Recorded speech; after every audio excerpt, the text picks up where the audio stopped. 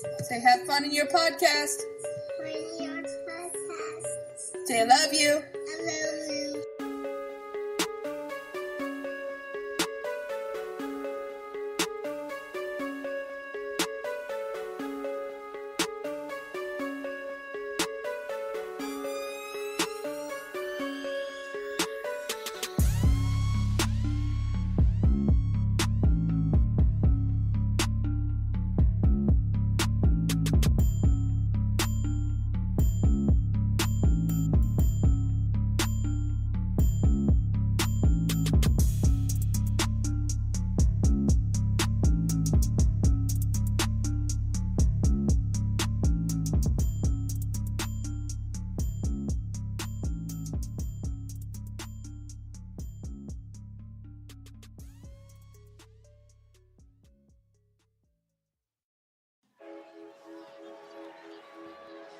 If we show emotion, we're called dramatic.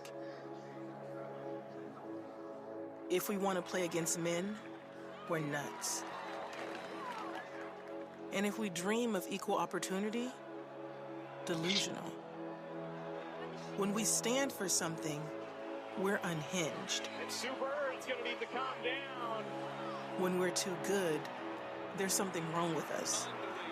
And if we get angry, we're hysterical, irrational, or just being crazy.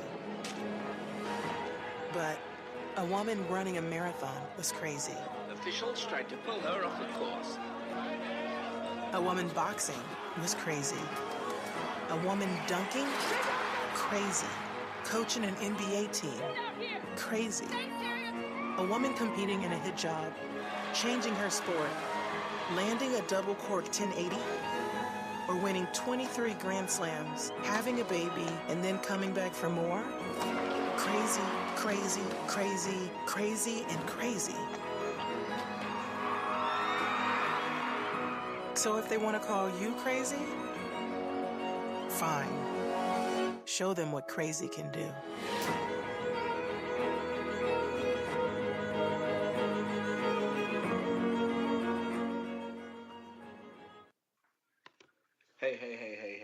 Hey, what's going on? Nicaraguan Podcast, I-70 Connect.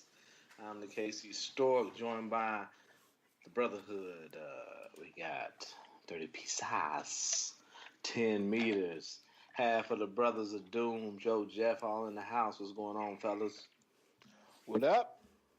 How y'all doing? What up? This is 30 piezas.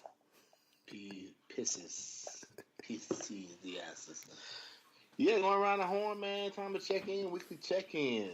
What's going on, 10 meters? Oh, man, just chilling, man. You know, enjoying a relaxing evening at the crib. Down in the dungeon. Got some dead white women down there. Dead white women hanging from the rafters in the basement. You got an airtight glass gate cage down there too. Yeah. Hey, all you gotta do is make good music, and niggas will forgive you and stand up for you. Right. Apparently so. Apparently. What's going on, Joe? What's going on with you, man? Man, same old same. Work, come home. So. You all right? Need a hug? Yeah. I'll come hug you. Man, you know, come on in for the real thing, buddy. Hey, buddy. What's going on, 30 PSIs? Well, not a whole bunch. You know what I'm saying? Just a couple thoughts, real quick. You know what I'm saying? Read a couple things. I'm a parent now, so part of my whole vibe is being a parenting and parenting and all that stuff. Your baby or your actual children or child? I have one child, man. Was that?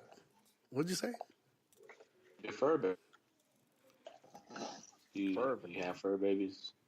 Well, I don't consider it a fur baby, but I do have a pet. I didn't know if that was the thing.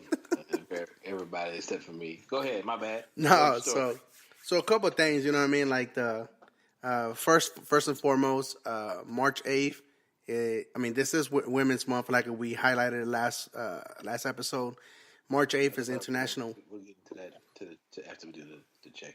Okay, so shout out to all the women for International Women's Day. All the strong women in my life and in our life or whatnot.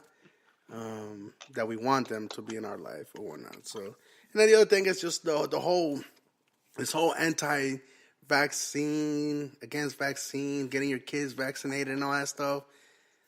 At one point I was ignoring it, but nowadays, now that I'm a parent, I got another kid on the way.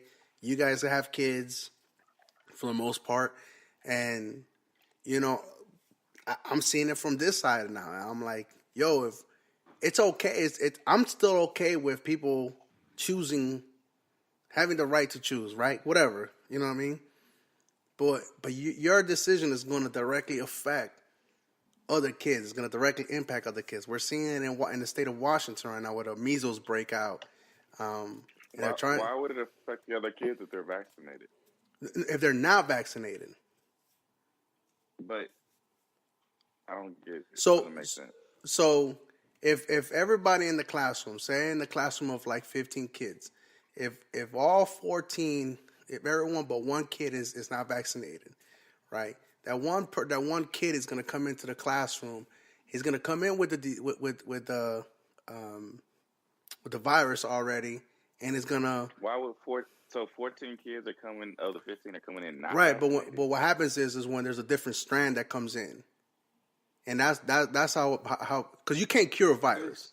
It's a game of percentages, so. Right? You can't cure a virus unless if you want to get into the nitty gritty. But when you get into the cellular molecule level, the viruses they mutate on the constant. Unless you could predict what the next sequence is going to be, you're not gonna get a virus. You're not gonna get a cure per se. So what you could do is you could try to get as close as possible to at least help build up the immune system and antibodies.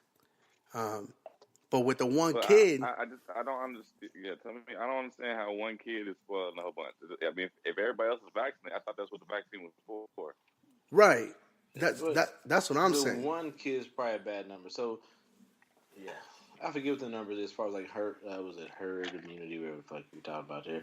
So if you fall below a certain percentage of the population that is not getting the vaccination, you therefore increase the chance of infecting the rest of the population. So 1 out of 14 is probably a bad number. Very bad number. If you went with 10, so you had 10 personnel in the classroom. If 3 or 4 of those persons aren't vaccinated, you increase the chance of the others getting infected. Right. Because the vaccination does not guarantee you won't get this disease or virus, but it does increase the chance that you'll be able to fight off if you come in contact with someone who has not been vaccinated against the virus. Right. That's great. Yeah, that's. So I mean, and this is not my field of study. I am right. a physiologist. Yeah, and like I said, I mean, but just that's how virology 101 works. So I mean, Frank's saying the right thing, but it's just like yes, he is. The 1 out of 13 is just a bad number. Yeah, so it's like 85% of the population needs to stay at a rate of vaccination, and when you start getting to that 80, 70, those areas right there, where it starts to dip, low, you increase the chance of a strand of that virus being introduced into the population and therefore spreading. So just the vaccination itself just deters you from getting that virus and therefore being able to spread it into other people. A different strand of it weakens their immunity, I guess. Yeah. So yeah, like I said, virology is not my not my professional study. Right. Yeah, like I said, I'm not coming on here. I'm not a medical professional or anything like that, but I have seen the impacts of what happens when kids don't get vaccinated or they don't get treated. I mean, You know, if my kid right now, we kept him out of daycare. Basically, what it all stems from is just like, you know, as parents, we want to protect our kids, right? Protect and provide for our kids, right? And for me is I'm doing everything I can for my kid, but yet, you know, that 1 or 2 or 4 individuals in the classrooms choose not to, you know, get their kids vaccinated, and it also helps them build up their immunity too, to all their other shit too. So it's not just a particular. It's just overall. It's good for the kid to be exposed to stuff like that. You know what I mean? So they go build up their immunity. I mean, the better point is that we're just seeing like, I guess, quote unquote, outbreaks or diseases that, you know, we didn't see commonly being. And you gotta be careful too with the media and the news cycle and stuff. But still, you're seeing like, you know, one of the cases of polio here and there, measles outbreaks here and there. Right. And it's kind of silly. You're seeing like newborn infant mortality rates increasing because parents are deciding not wanting to give their kids vitamin K injections post birth. Vitamin K is very needed as far as like the formation of clots and clotting factors and the clotting cascade that goes into all that. Once again, that's not my field of study, but I do know that vitamin K is very needed as far as if you want to form clots. And what happens is you have children who don't have that, who are deficient in that when they're first born, and they're like bleeding to death internally. Yeah. So you're seeing not just even with just measles or polio or things like that, just a lot of like vaccinations and shots and injections that people think they're smarter than doctors because they read one or two reports here and there, and you're seeing children being put at risk. Yeah, and don't get me wrong, but there are a lot of newer vaccinations like HPV vaccination, stuff like that we can have debate about because it's kind of weird that the company that I forget which company. I'll look it up. One of the companies that's pushing performs the HPV test, as far as to see if you have the virus, is also the same company that makes the vaccination.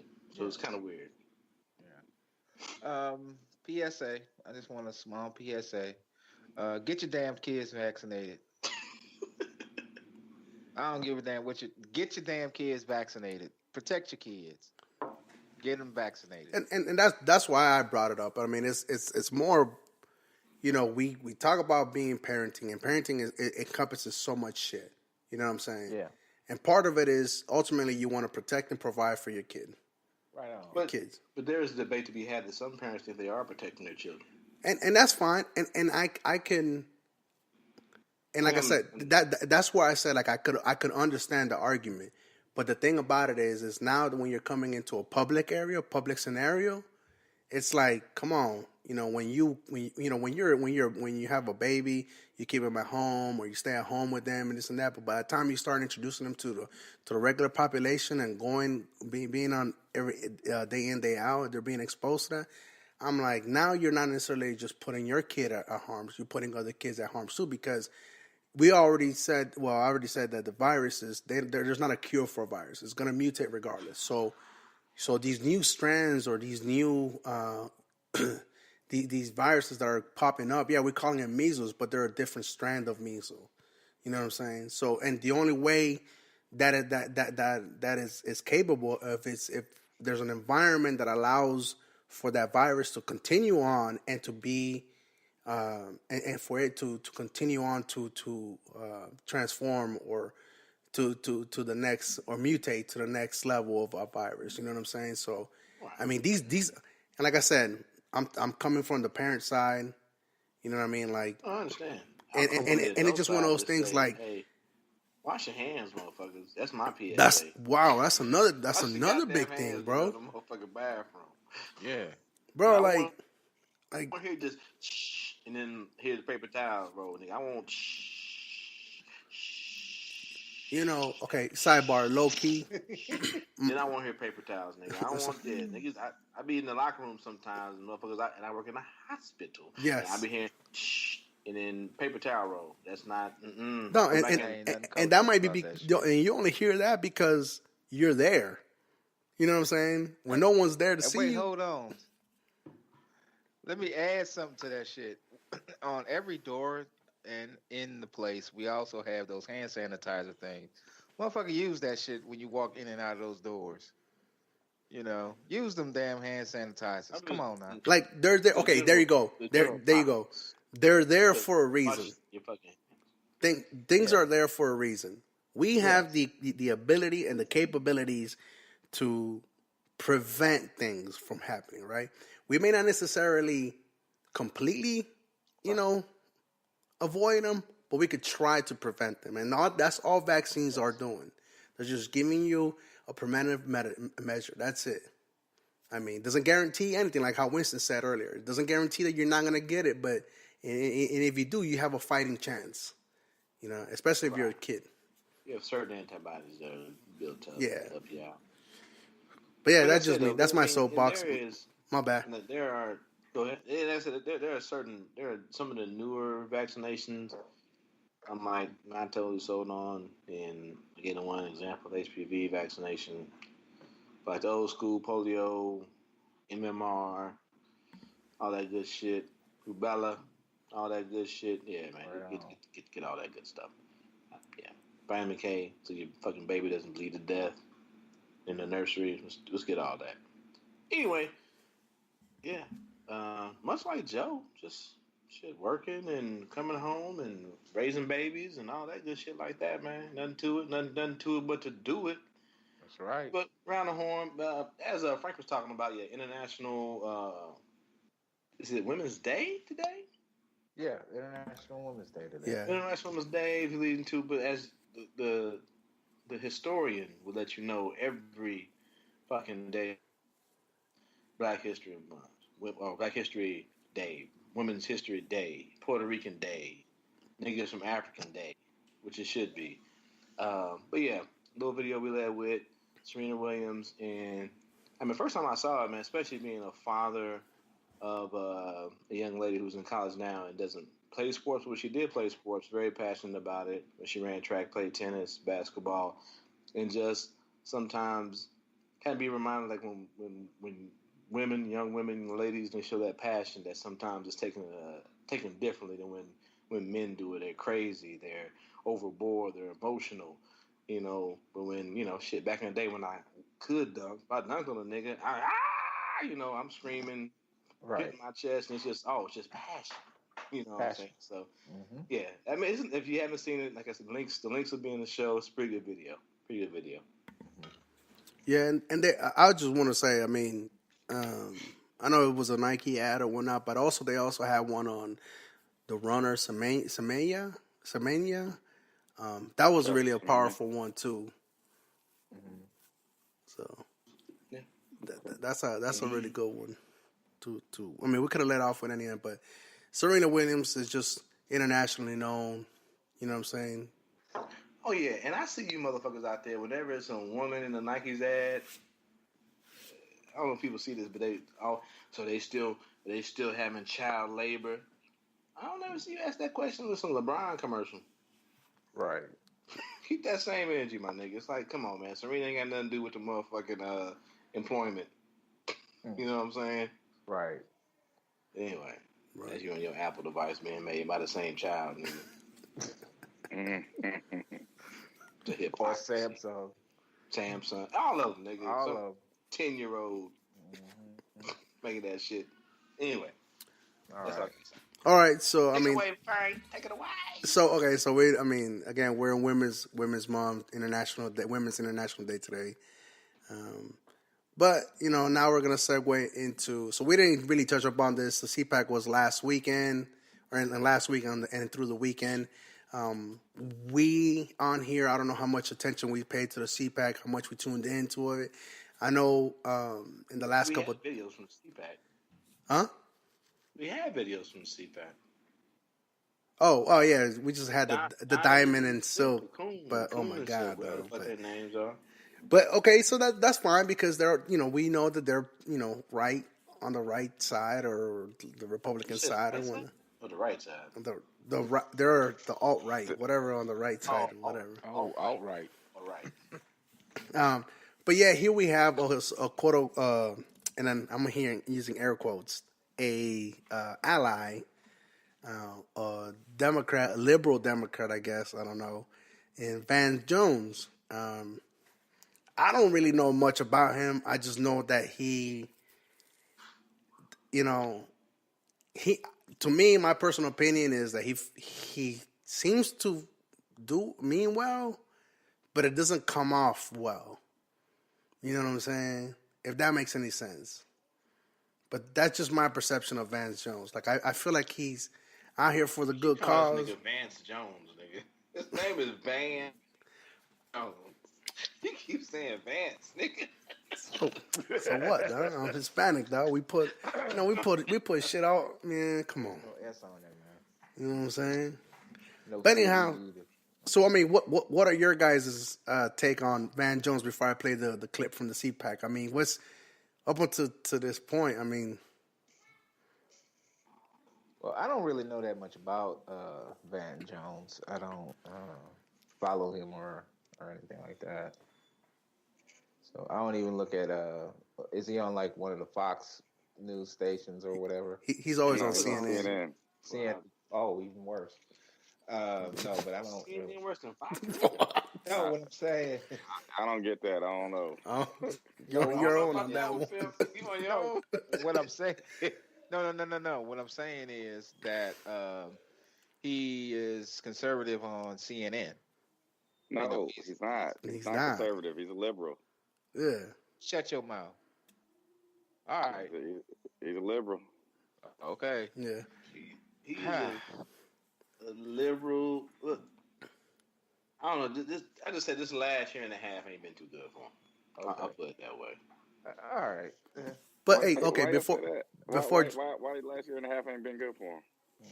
No, I'm saying some of the statements he's made as far as like the whole thing with Trump when he's talking about when he had last year, last year he's like this is when he became presidential and At shit the like that. State of the Union. Go ahead, Joe. I thought you said something. No, I think it was Anthony. But I mean, yeah, I remember him talking about Trump being presidential. I think he is recorded live talking every day, and if I was recorded saying everything I say, somebody probably find some fault with something I said too. I mean, I think he's tried to reach across the aisle. I think he's tried to do that. That didn't used to be a cuss word, man. Huh? That didn't used to be a cuss word reaching across the aisle, man. It I used to have be no something problem reaching aspired across. to do. Go ahead. I'm sorry. No, I'm just saying he tried to offer an olive branch to the president for what he did. I think it was the State of the Union address, and then obviously that came crash around because Trump proceeded to be Trump after that, and then but I mean, bad year. I mean, he was involved in he pushed for the bill that eventually got signed about prison reform. Now I don't know how much teeth that prison reform bill has. Yeah, But I mean, it's something. It's something on paper. But True. but So, I mean, but but that's what I'm saying though. I'm Like the same way. the bar is so low Yeah. right now that it's like, you know what I'm saying? Like from how you were describing it, Joe, it feels like. And like I said, I don't know much of Vance Jones until like the last 2 years, and what I see on CNN and the occasional meme, you know what I'm saying? But I mean, to me, it feels like he has good intentions. Maybe the outcome may not be perceived that way, if that makes any sense. You know what I mean? I think we've gotten to this hyper I said tribalism that. thing. I think we've been very tribal, and I think when anybody tries to reach across the aisle, they get their arm bit off. You know what I'm saying? So I mean, like he did some research. He said that the numbers bear out that in these Republican states, crime has gone down, and they've reduced the number of prisoners. I mean, to give credit where credit is due, I don't see that being a problem. I don't see it being a problem, but I want to see how these crimes are being reported, who's being released, where these people in jail shouldn't have been in jail to begin with, and they're being added to the report as far as like lower prison population. And then a lot of times he's talking about the cost of prison. We've all seen reports come out as far as like these wardens or these sheriffs saving $1 here and there by giving, inmates just one meal for the day. Right. So I get what he's saying, but I want to see the bigger picture. I want to see, we all deal with numbers in our jobs. I want to see what these numbers are, where they're coming from, and it's just not some smoke and mirrors type shit. And it's like somebody came at me today on Facebook. I do agree. Like sometimes if you in the middle, you get attacked from both sides. I do agree with you on that. There's nothing wrong with reaching across the aisle. I when he made that thing about like after the State of the Union address, this is the night he became presidential. I just like, nigga gave a speech, bro, and that kind of made me feel kind of way. But overall, but he swallowed them words too. Yeah, he did. They were force fed to him. He's like, I fucked up. The words was force fed to him, but he did swallow them motherfuckers. So you're right. Yeah. You know what I'm saying? So I mean, it is what it is. But I guess okay. So here's it. So we have a more liberal than Democrat person of color and of influence, because apparently he does have a large following too. So, but he's at the CPAC. You know what I'm saying? No other Democrat or no other liberal was there, and he was highlighted. You know what I'm saying? So I don't know what he's doing. Is that a bad thing? I mean, is it a bad thing? He got booed while he was there too, though. He was. I mean, to me, step into the Lions dance. Like what's Rogers' 2019 slogan? Same energy. Keep the same energy. All right, nigga. I walk up in here with the fucking DNC. Let me walk up in the CPAC and swing my nuts there and say what's up. All right. I don't know, man. And with that, we'll go play the video. Let's see if he brings the same energy. The conservative movement in this country, unfortunately, from my point of view, is now the leader on this issue of reform, in that you look at Mississippi, a rock-ribbed, totally conservative, former jailer is the governor there, Governor Bryant. Governor Bryant has cut the prison population and crime at the same time. Deal in Georgia cut the prison population and crime at the same time. Rick Perry cut the prison population, prison expenditures, and crime at the same time. Ohio, South Carolina, what you're seeing now are Republican governors being tough on the dollars, tough on crime, and shrinking prison populations and showing the rest of the country that it can be done. Now, my problem is I now have a conservative movement that, for libertarian reasons, for Christian conservative reasons, and for fiscally conservative reasons, is actually doing a great job on what should be my issue. This is supposed to be my issue. You are stealing my issue. So,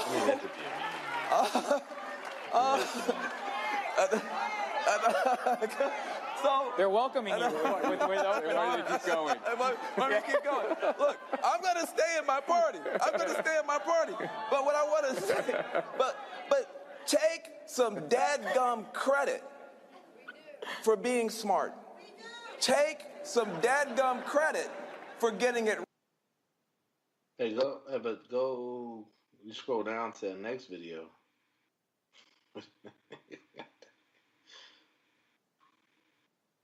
A lower crime rate than the rest of us, and yet we don't talk about that. No, hold on. What I'm saying is, I told you I controlled the time. Okay, good.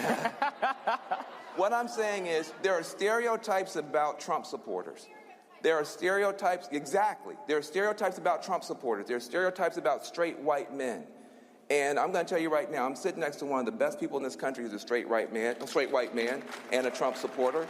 And we've just got to stop talking about each other and talk more to each other. We will find other areas, whether it's family leave, whether it's infrastructure.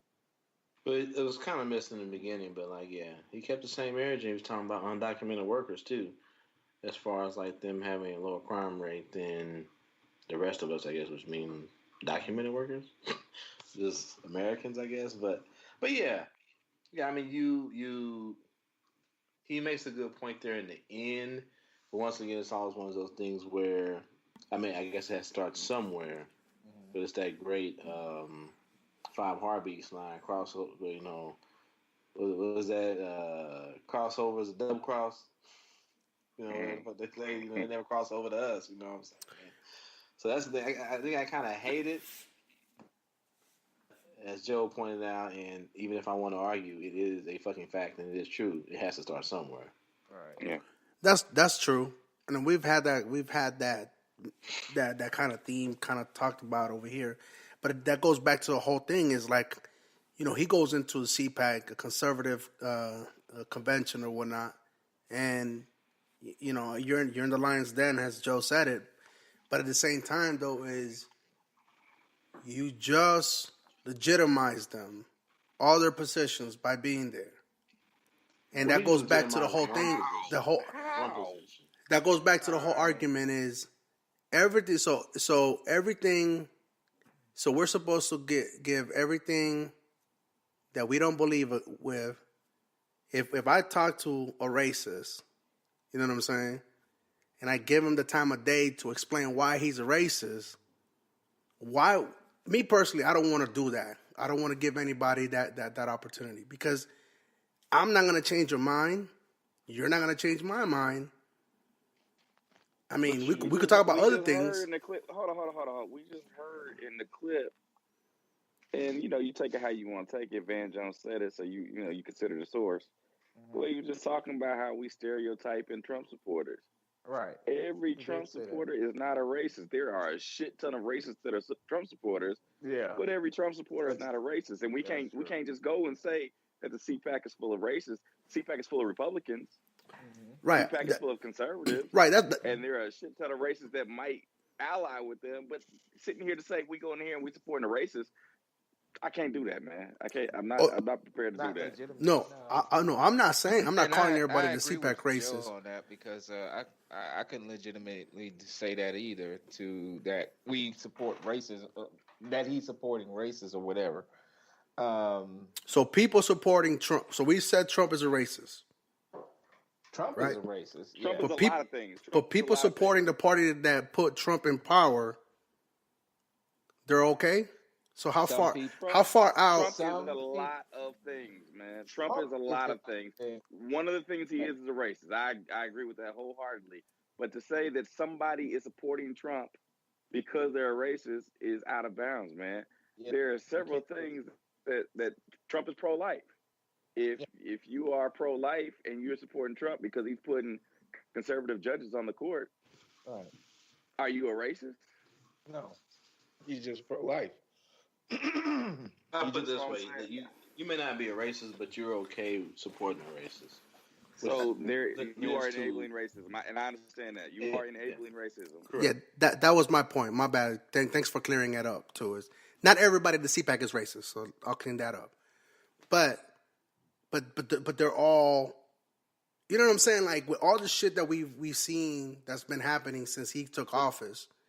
And there's a lot of things that we've disagreed upon that he has done, but yet these people, the supporters, I understand the whole some of that because I'm a Democrat because I'm part of that party, so I could understand the same sentiment as if you're a Republican, you're a Republican, regardless of who that person that they decide to put to lead the party, you're a Republican first, right? Not necessarily a Trumpito supporter. So. But at the same time, it's like how far removed or far. You gotta remember, just like a lot of Democrats didn't go out and vote, there might be a lot of Republicans that didn't go out and vote. They just might be a CPAC. Right.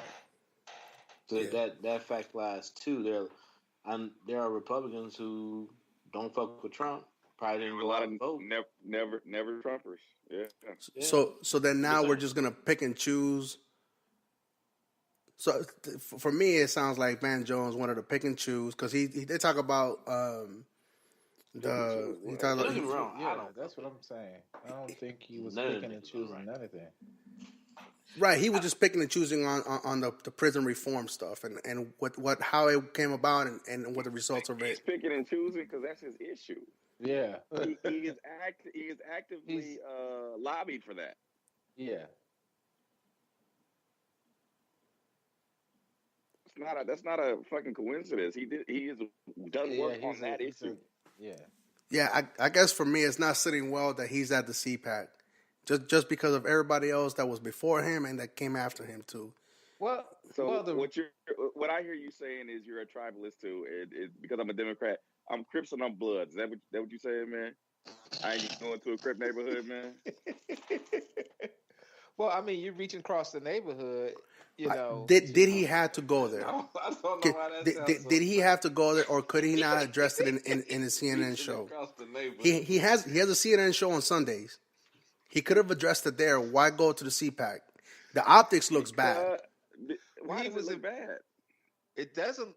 To me, it doesn't. It looks well. I won't say exactly heroic, but at least it was like offering an olive branch and to the other side and saying, hey, take some credit for some of the stuff that you guys are doing, but you still, even though you are doing something that I lobby for, and you're trying to make these reforms and everything like that, kudos to you. But he also saying you still have work to do, like immigration reform. I mean, you still have equal rights for everybody, and stuff like that. I mean, you still have other issues, but yeah, kudos to you guys for trying to get something done correctly. That's basically, like I said, it's like not hero. I wouldn't use hero necessarily, but like I said, offering an olive branch to the other side, basically. I'm just on record. I'm gonna tell you right now. He has a Sunday show on CNN. He could have addressed it there plenty of times. He could have wrote an article any fucking time he wants to. But this is going to, like we said, the Lion's Den. This is standing in front of the council and saying, "Hey, I recognize what you're doing here. Yeah, but let's take a look at this over here." And you can't go into their house and piss on their fucking carpet. You know what I'm saying? And then get them to understand what you need them to understand. You catch more flies with honey than you do with vinegar.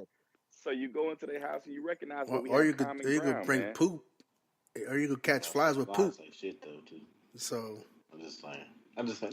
No, I mean, everybody's saying. Yeah, I get everybody. It's one of them things, right? It's just I know. I understand. I think if. Okay, here's my question. Here's a question I'll pose. Sunday show, but he's not going to reach that audience on his Sunday show at all. Never. Nope, not in a million years. Maybe 20% of that crowd might watch CNN. Maybe but why does he need to reach that crowd? No, I say it's probably more than but that. why does he need to reach that crowd? Why do you not need to reach that crowd? He was probably invited. They're American citizens. Yeah. He was invited to speak there. Yeah. We were talking about prison reform. We're talking about crime. I and agree. Statistics and all this stuff. So, and this is one of your initiatives, and you signed the bill and all this other stuff, and got this bill signed. So it sounds like to me like he's. Frank, I want to hear that. Frank, tell me what's up with your hyper tribalism. Why is it you feel like it's us versus them? Why you feel like it's bad for him to try to reach that crowd? They're American citizens. Yeah. I mean, okay, hold on. In a way, I think it's us versus them, but we'll never get them to join with us unless we go right. Because okay, so let me. You can't exclude everyone either. You can't say, I'm going to talk in my bubble. Yeah. In other words, reaching across who the agree aisle with me, right? And then expect my bubble to expand. It never will expand that way. No.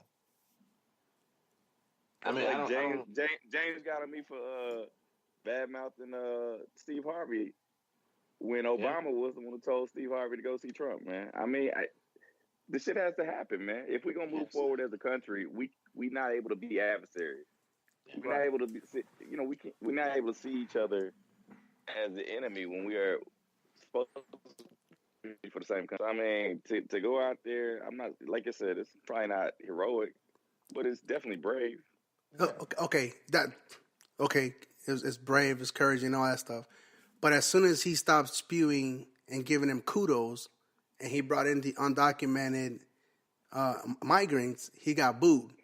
So again, So he got booed. What's your point? What's the problem? The point is, though, why go there? You're just going to tell them about one thing, and then you're going to try to reason and rationalize with them. But then as soon as you stop praising them, you get booed. Even though you're not talking bad about them, you're getting booed. So it's like, to me, it serves no purpose. To me personally, that's my opinion. If I'm going to go in and talk to you, if we're going to have a either a debate or a conversation or an argument or whatnot, you know, back and forth with facts and this and that, that's fine. You know what I'm saying? But that crowd, as soon as he stopped praising them with the prison reform and all that stuff, and he brought into the second clip that we played with the undocumented workers or prisoners. Well, I remember though, it's only a few in the crowd that booed him, like the whole crowd booed him. But the same, Right. What is better, man, to start a conversation? Telling somebody some shit that they're doing wrong, or telling them something I'm not gonna be there that they're doing right. I'm not gonna be there. What I'm saying is, if you want to, if you want to try to offer an olive branch to your enemy, you don't want to be that enemy anymore. You want to try to get them to your side. You're trying to understand. No. You're not trying to get them to your side. You're trying to understand them. It's called a sandwich conversation, Frank. Hold on, sandwich conversation. Hold on, Frank. On this, when we had the conversation about the dud seed, you talked about a family member that had a MAGA hat. Did you just cut them off that day? No, I talked to him. Okay. You talked to them? Yeah. Oh, you talked to him. Yeah. You had a discussion? Yeah, we had the discussion, and I haven't seen it since. So you cut him out. You cut him off, huh? So is this the first time he reached out to the other side? This is the first time he's been to CPAC, I believe. No, it's not the first time. We just said, he said, maybe he's an adult today, and then he worked with Jared Kushner to get the bill passed. No, I mean, I said the first time he's been to CPAC. No, it wasn't. It wasn't. My bad. Oh, well. What I'm saying is for me personally, Van Jones showing up to the CPAC, it sounded like a good idea. It seemed like a good idea. He had good intentions, but to me, it just didn't need to happen. It could have been done on a different platform. Now, I see what Joe is saying though. You walk in there and you try to talk to. What other platform would have been effective, man? Yeah. His show, social media, CNN. They don't watch the show. They don't watch the show, man. How's that going to be effective, man? I guess he's trying to reach the. Frank. If he goes up there and he says something complimentary, and then they boo on the other shit, but then they say, okay, well, at least that man had the courage to come up here and talk to us. And then they flip it through the channels and they see Van Jones and they stop on the show, and then maybe they listen to what he has to say on the show. But if he doesn't go out there and at least make an effort, like, you know what I'm saying, politicians can't say, hey, that's a. But he's not a politician though. I'm not going over there to press the flash. We talking about, this is politics. We talking about political ideology. Yeah. So a politician is going to go into the red neighborhood and press the flash. A Republican needs to go into the Democratic neighborhood and press the flash and kiss the babies and see if we can exchange ideas. And sometimes we don't come to the same conclusion. But at least you say, okay, well, this man had the courage of his conviction to come here and speak to me. I trust that person as a man. And I'm gonna be a little bit more open to hearing what he has to say next time. Oh, so I may not agree with it, but there may be some things over there that we have some common ground on, and I'll be more willing to listen next time. Right. So his target audience is those that are on the fringe, then. Sure. Okay. Yeah. Sure. To me, like I said, I mean, it's my opinion. You know what I'm saying? I understand trying to reason with people and trying to talk to somebody that's opposed what I stand for and the people that look like me. I mean, yeah, his common ground is obviously the prison reform. You know what I mean? But everything outside of that, they're basically against. Hold up, Frank. Didn't you run for office? I did. You didn't talk to no Republicans? No. Did you get elected? No.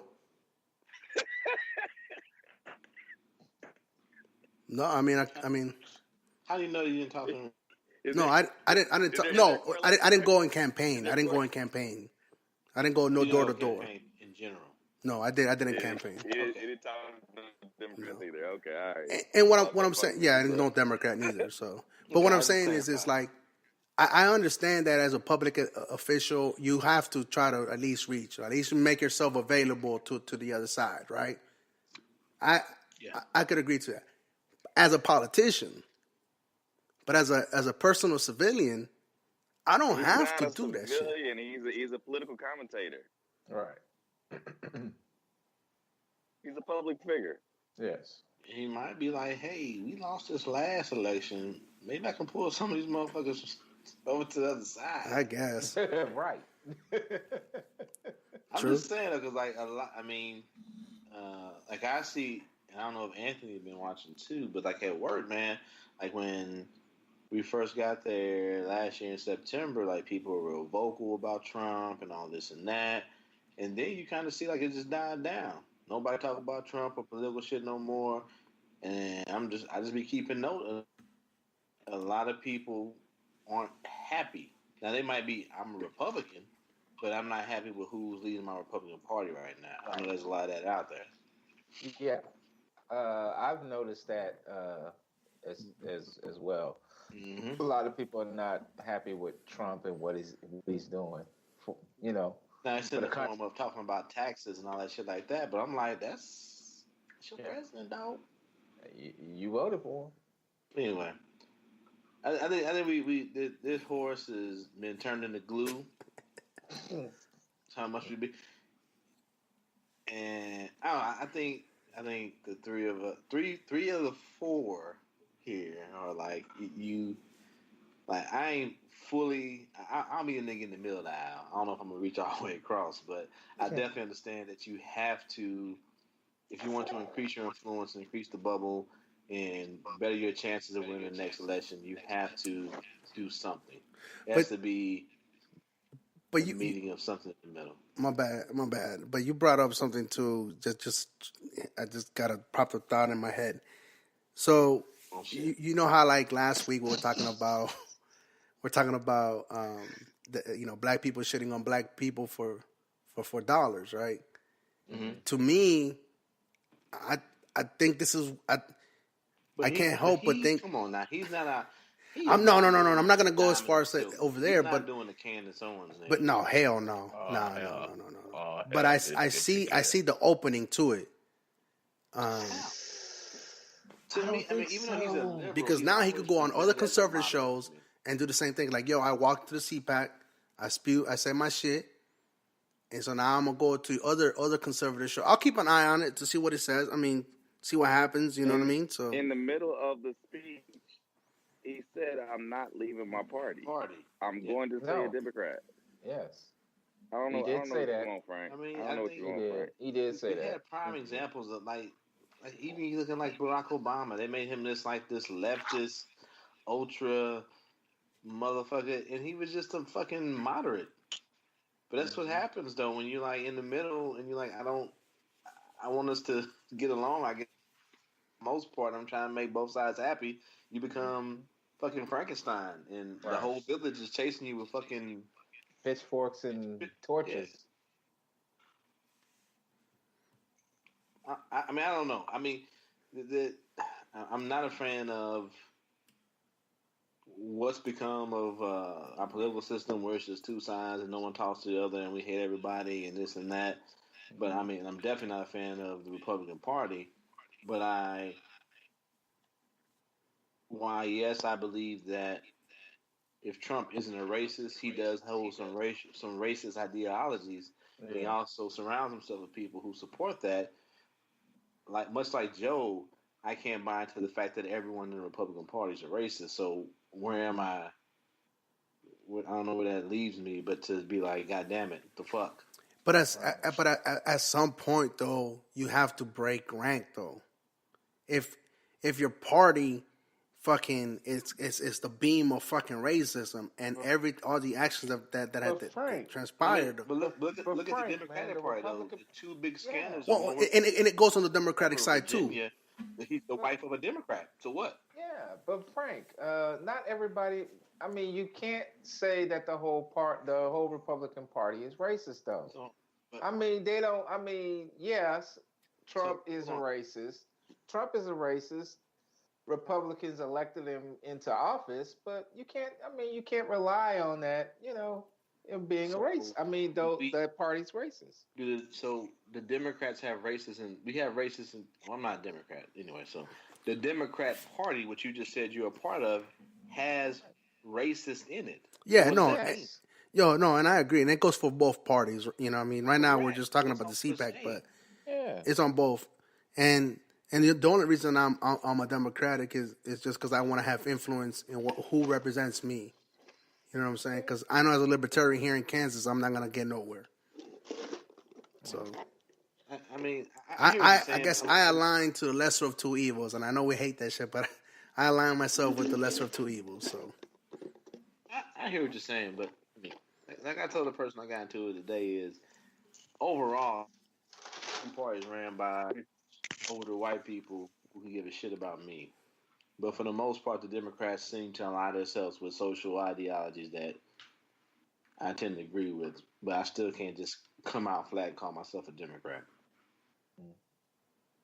So there we have it. There you go. Right. Any final thoughts or anything on Van Jones? I mean, I hope it works out for him. I really just hope that nigga don't come back on the air again and say this Trump is presidential, because that's the part. I shouldn't have gone to the CPAC. I can see that. I can see that tweet coming. My apologies for attending the CPAC. I can see that tweet. I don't think he'll apologize for that. No, I think he did. I think he was. He was brave. Like you said, he was brave for doing that. I mean, I don't know if he's brave, but I mean, to go over there and basically say, "Hey, thank y'all for giving me this bill, this thing that I've been the champion of, help get it signed and passed," and then to point out some stats and numbers, and hopefully put in their head that this is a good thing, because this makes sure party look good, and hopefully we can keep that going. Hopefully we can get some of these. I don't want to say niggas, but let's say poor folks who couldn't afford proper representation in the courtroom. Hope we can get them out of jail as more and more states legalize weed, and we can get people out of jail who doing 10, 15 years for some hand-to-hand transactions for some fucking THC. All right. There we go. Well, let me say that I would say he's not brave for walking in a room full of Republicans. They were about to pitchfork his ass. You know what I'm saying? He's brave because of all the blowback. The blowback, yeah. Because of all the Franks in the world. I hear that. I love you, I hear that. Yeah, man. For the people who don't see, nigga, I dare you go play this away game.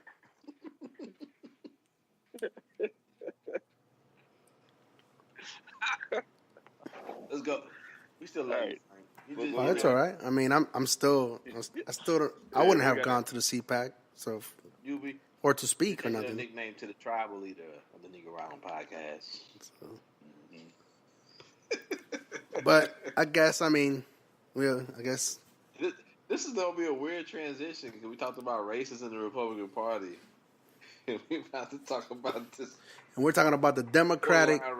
So we're gonna talk about the wife of a Democratic governor of Virginia. So for those, I think it's kind of.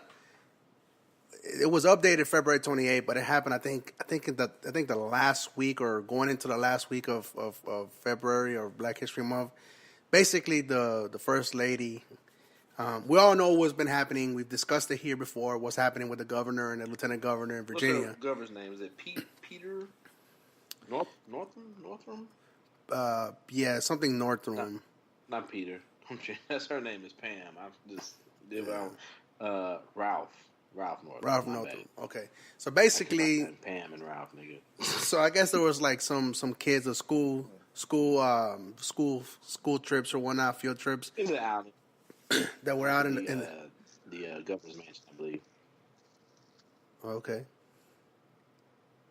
Yeah, it was at the governor's mansion. So, and then we had the first lady of Virginia, Pam Northam, handing out cotton to African American children on the tour of the governor's mansion and asked them to imagine being slaves in the fields. So again, this is just what one mother is saying. So allegedly, so. But and as we briefly talked about it, like Joe pointed out, like that's one report. Another report I read was like it was cotton handed out to all the children. But even then, why are you telling children why to you imagine handing being out slaves? cotton though, God? But still, why are you? But handing no, out but you have to cotton, reach to the other side, though. You have to let them understand your position. Yo, the reason why she's handing out cotton is because it's a tour of the governor's mansion, and the governor's mansion was established in antebellum times. Correct. And basically at that time, it was a strong possibility you would have had, slaves out there, definitely in the state, but you would have had slaves in the governor's mansion as well. You know what I'm saying? So she's probably taking. I hear what you're saying. I'm saying we could have just talked about cotton and talked about we could have talked about imagine being a slave, not handing out cotton. The other thing was is she said she wanted to utilize crops that were products of the state, and in cotton, they still growing cotton. I mean, y'all sitting here wearing nice little t-shirts and shit. No. It comes from somewhere. I get all that. I'm just saying we could have just talked about the cotton. I'm gonna boycott cotton from now on. Taking my shirt off now. And then if hopefully she didn't say imagine being slaves. And I mean, here's the thing though, the optics of your husband just on the back end of his blackface reveal. Right. Now you hand out cotton to that's one person reported to black children. I mean, 100% polyester. Huh? 100% polyester. Good. Must be some of that Florida State shit. But anyway, I mean, you gotta have that old black person as your media representative to say, yeah, not this week. Maybe, I don't know, man. I don't know. I just think, again, I've said this before. I think sometimes we get hypersensitive over shit, man. Like, so you think that it was appropriate of her to say that? What's up? I don't think it's inappropriate. I don't think it's inappropriate. Now, if she is targeting, as the report suggested, correct, there's a crowd of kids, and she gives her 3 black kids, and that's the 3 black kids. That would be inappropriate. I don't think that's how the fuck it went down. I think that's some hyper-vigilant woman over here trying to, start some shit, whatever. Especially with the swarm surrounding her, the whole blackface thing. That's probably her husband. You know what I'm saying? Yeah. And that's the only reason why I said it, because of the blackface thing. And if they weren't going through the blackface thing, I don't think this is a report. Yeah. Right. That's the only thing I said. Go ahead, Joe. My bad. I could see myself as a teacher, and if I had cotton as a prop, passing around the classroom and let the kids see it, and talking about imagine what it would be like to go do this. I have been on cross country meets where we went down to Arkansas and we drove past a cotton field, and I pointed out to kids, "Hey, look, kids, there's a cotton field." You know what I'm saying? Imagine what it would be like if we were back in that time period. You know what I'm saying? So I could see that in context though.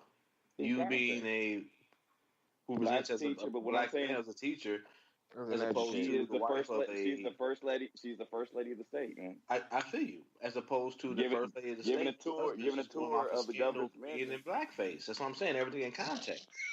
Okay, well, let's back still going with the blackface, man. The tour wasn't. But that's the only reason why this article is being written, because that's real shit. That's real shit.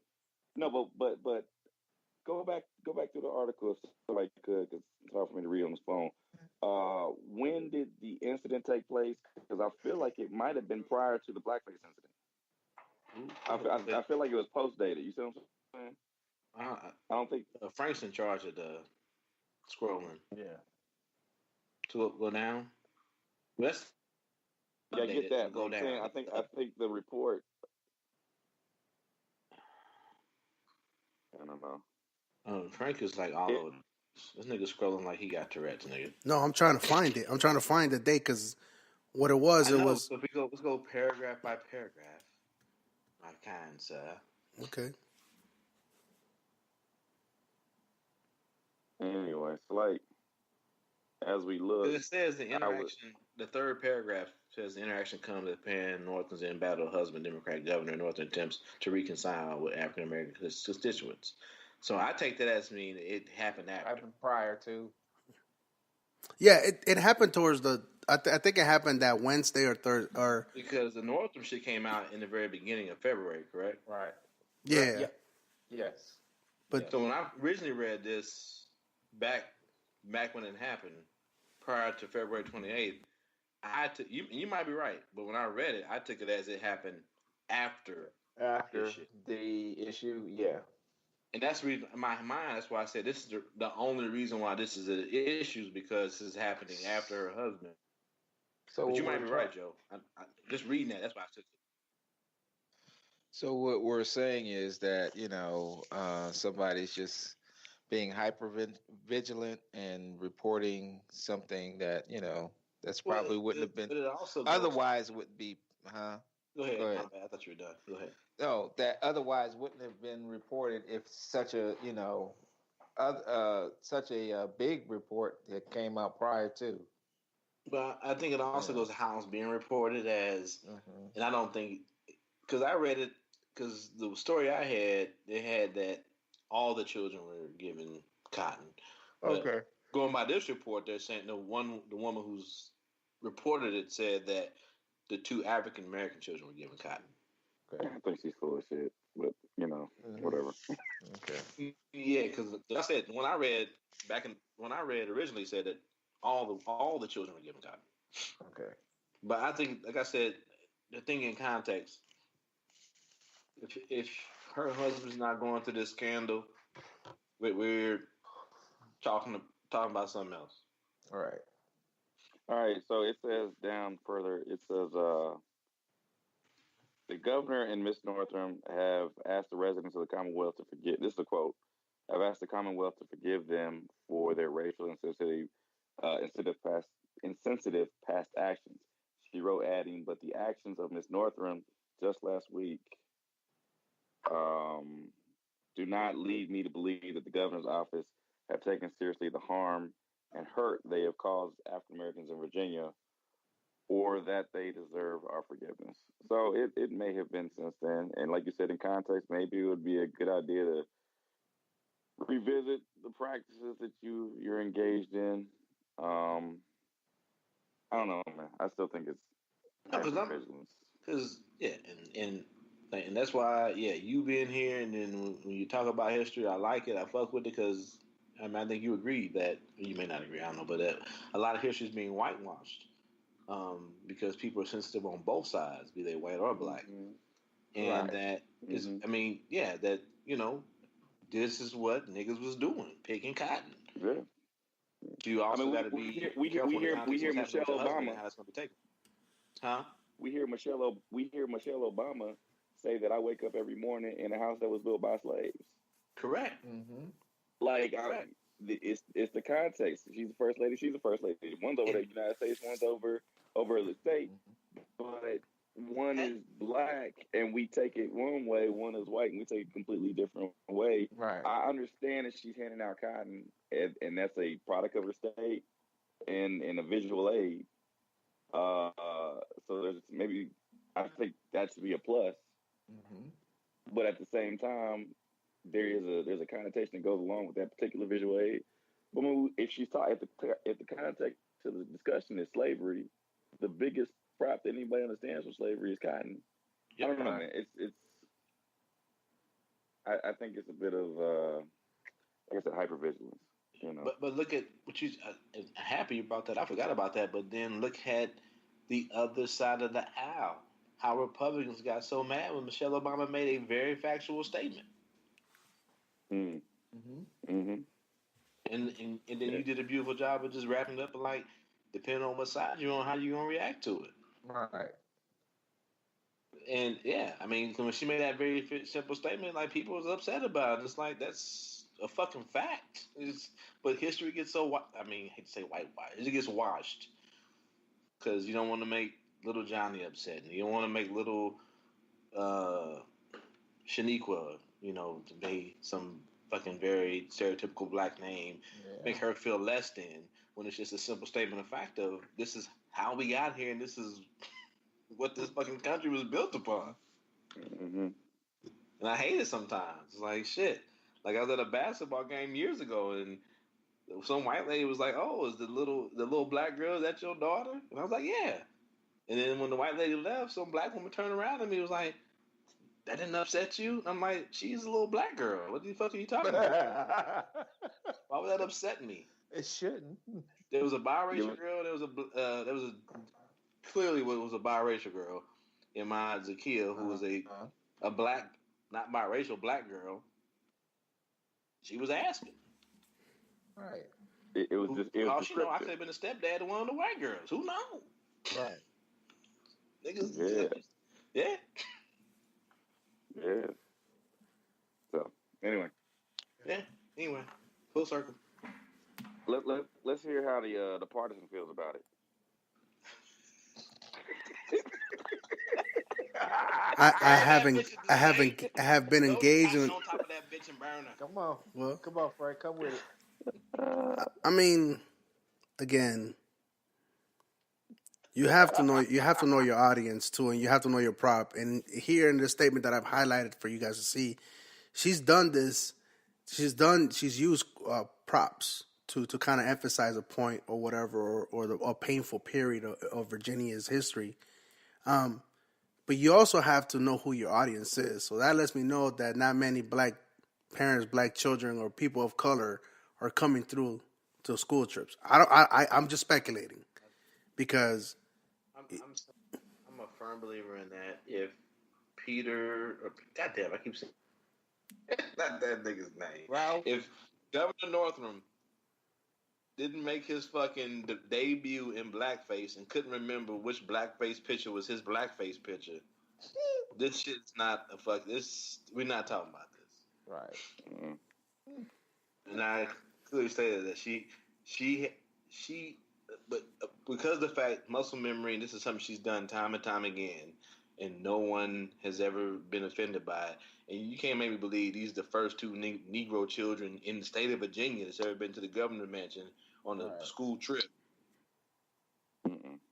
Yeah, but she has to be smarter. Her people around her had to be smarter and say, "Hey, your husband did just not remember which blackface picture he took. Right. You might want to. I mean, if you go back in, hey, them niggas from tobacco league. I mean, I guess that's what I was gonna try to get to. Is just like, you know what type of media, you know what type of society we live in. You know what just happened with your husband, and you gotta have people around you to tell you, kind of like, hey, you joke about it, Winston, saying like, that the black janitor mopping the floors, like, you know what, I wouldn't do that if I was y'all, but I'm gonna go back and mopping these floors. You know what I'm saying? But how many of them would even talk like that to the quote unquote first lady of Virginia? You know what I mean? Hey man, if I was in that room, I would have missed that shit too, man. Yeah, I would have completely missed that, man. I would have seen you talking to tactile learners with a prop, a real, something that shows you, show them what they were actually doing. To me, as an educator, that's nothing but a good thing. Yeah. Oh. I mean, just I don't understand. I would have missed that one too. So okay, how about going forward then? Okay, so that's a good excuse. How about going forward and now? So going forward, she said she's going to evaluate it. Hey, but you go down two more paragraphs. That's what I read. Where the one said no one was singled out. Said, is that a Jewish lady? I don't know. Ralph Norton's community director in statement, the first lady administration reached out to the mother and paged off and apologized in person, but not has heard back. But the bigger thing is also in all this is, has anyone asked the kids there? These are questions. These are questions. I don't know. I mean, because as a father of teenage boys, teenage girls, and the fucking 21-year-old son just turned 20. Oh yeah, happy birthday, Ahmad! Belated birthday, just turned 21, March 4th. Anyway, but as a father of young children who can speak their minds correctly and let me know when they hurt or been offended, that's the first thing I ask. So, are you upset about this? And if not, explain to me why. Yep. And if you were, explain to me why. Both ways.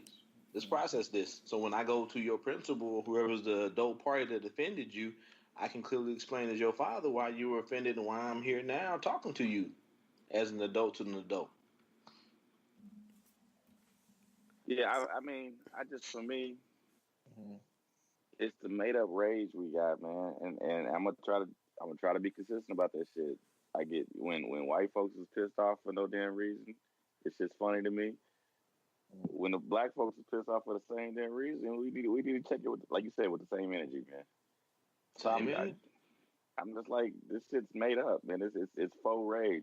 She's trying to highlight the history of blacks in Virginia and the atrocities that were done to them. The only thing she could have did to be better about that is be black. We lucky she didn't put on blackface to do it. And I hear you, Joe. Her apology. She states that it was a painful period of Virginia's history. Right.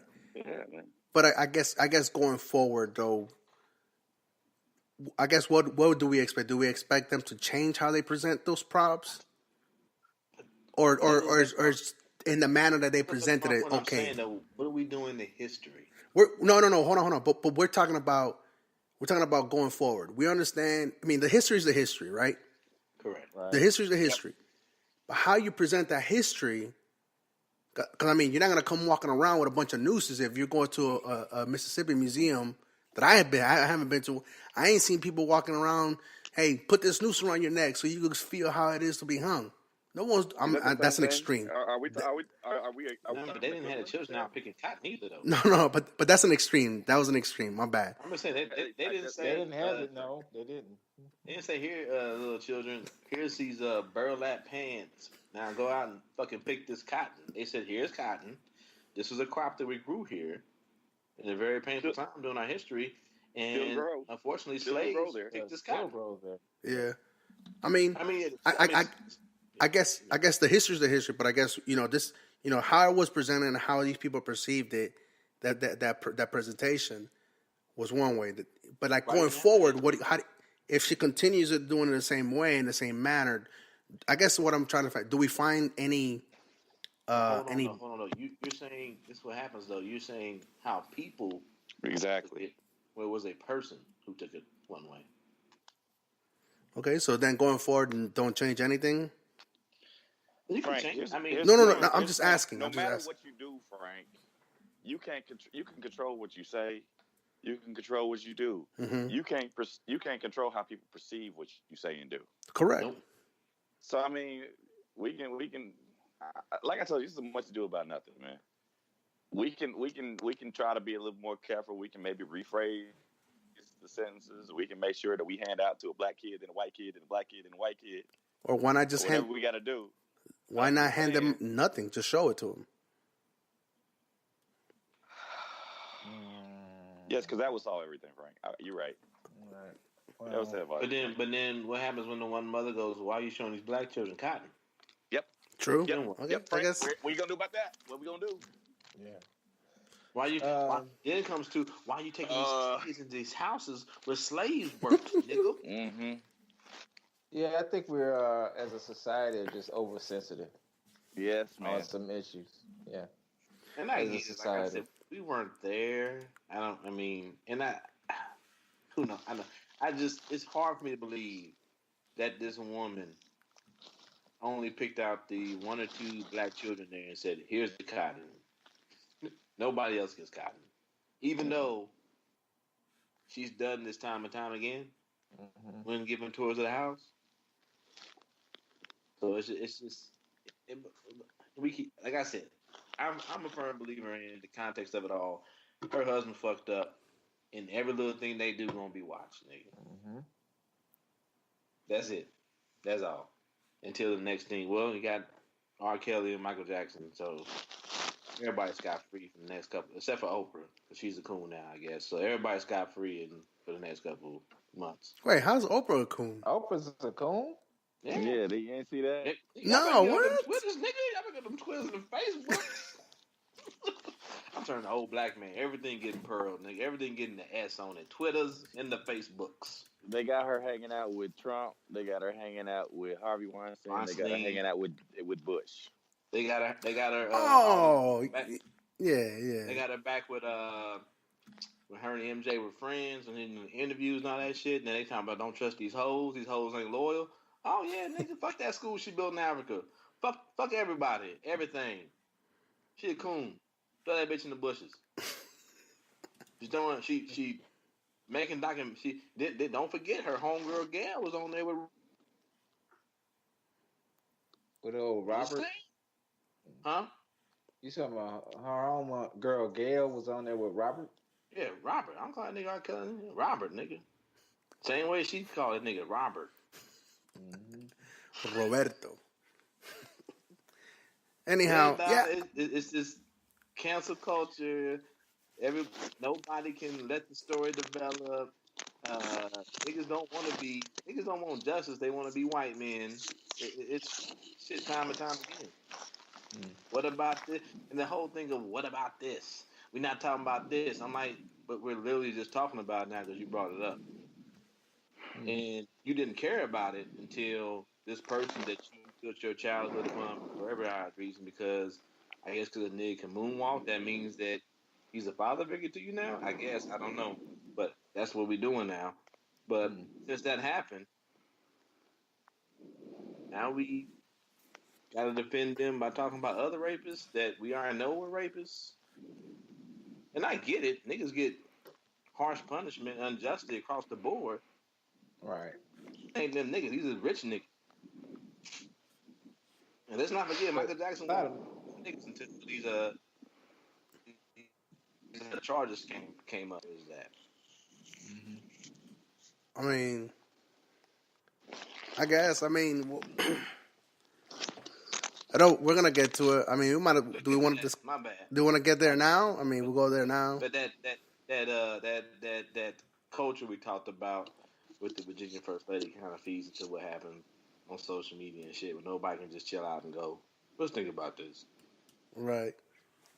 And I guess, there's no real way to segue this into this.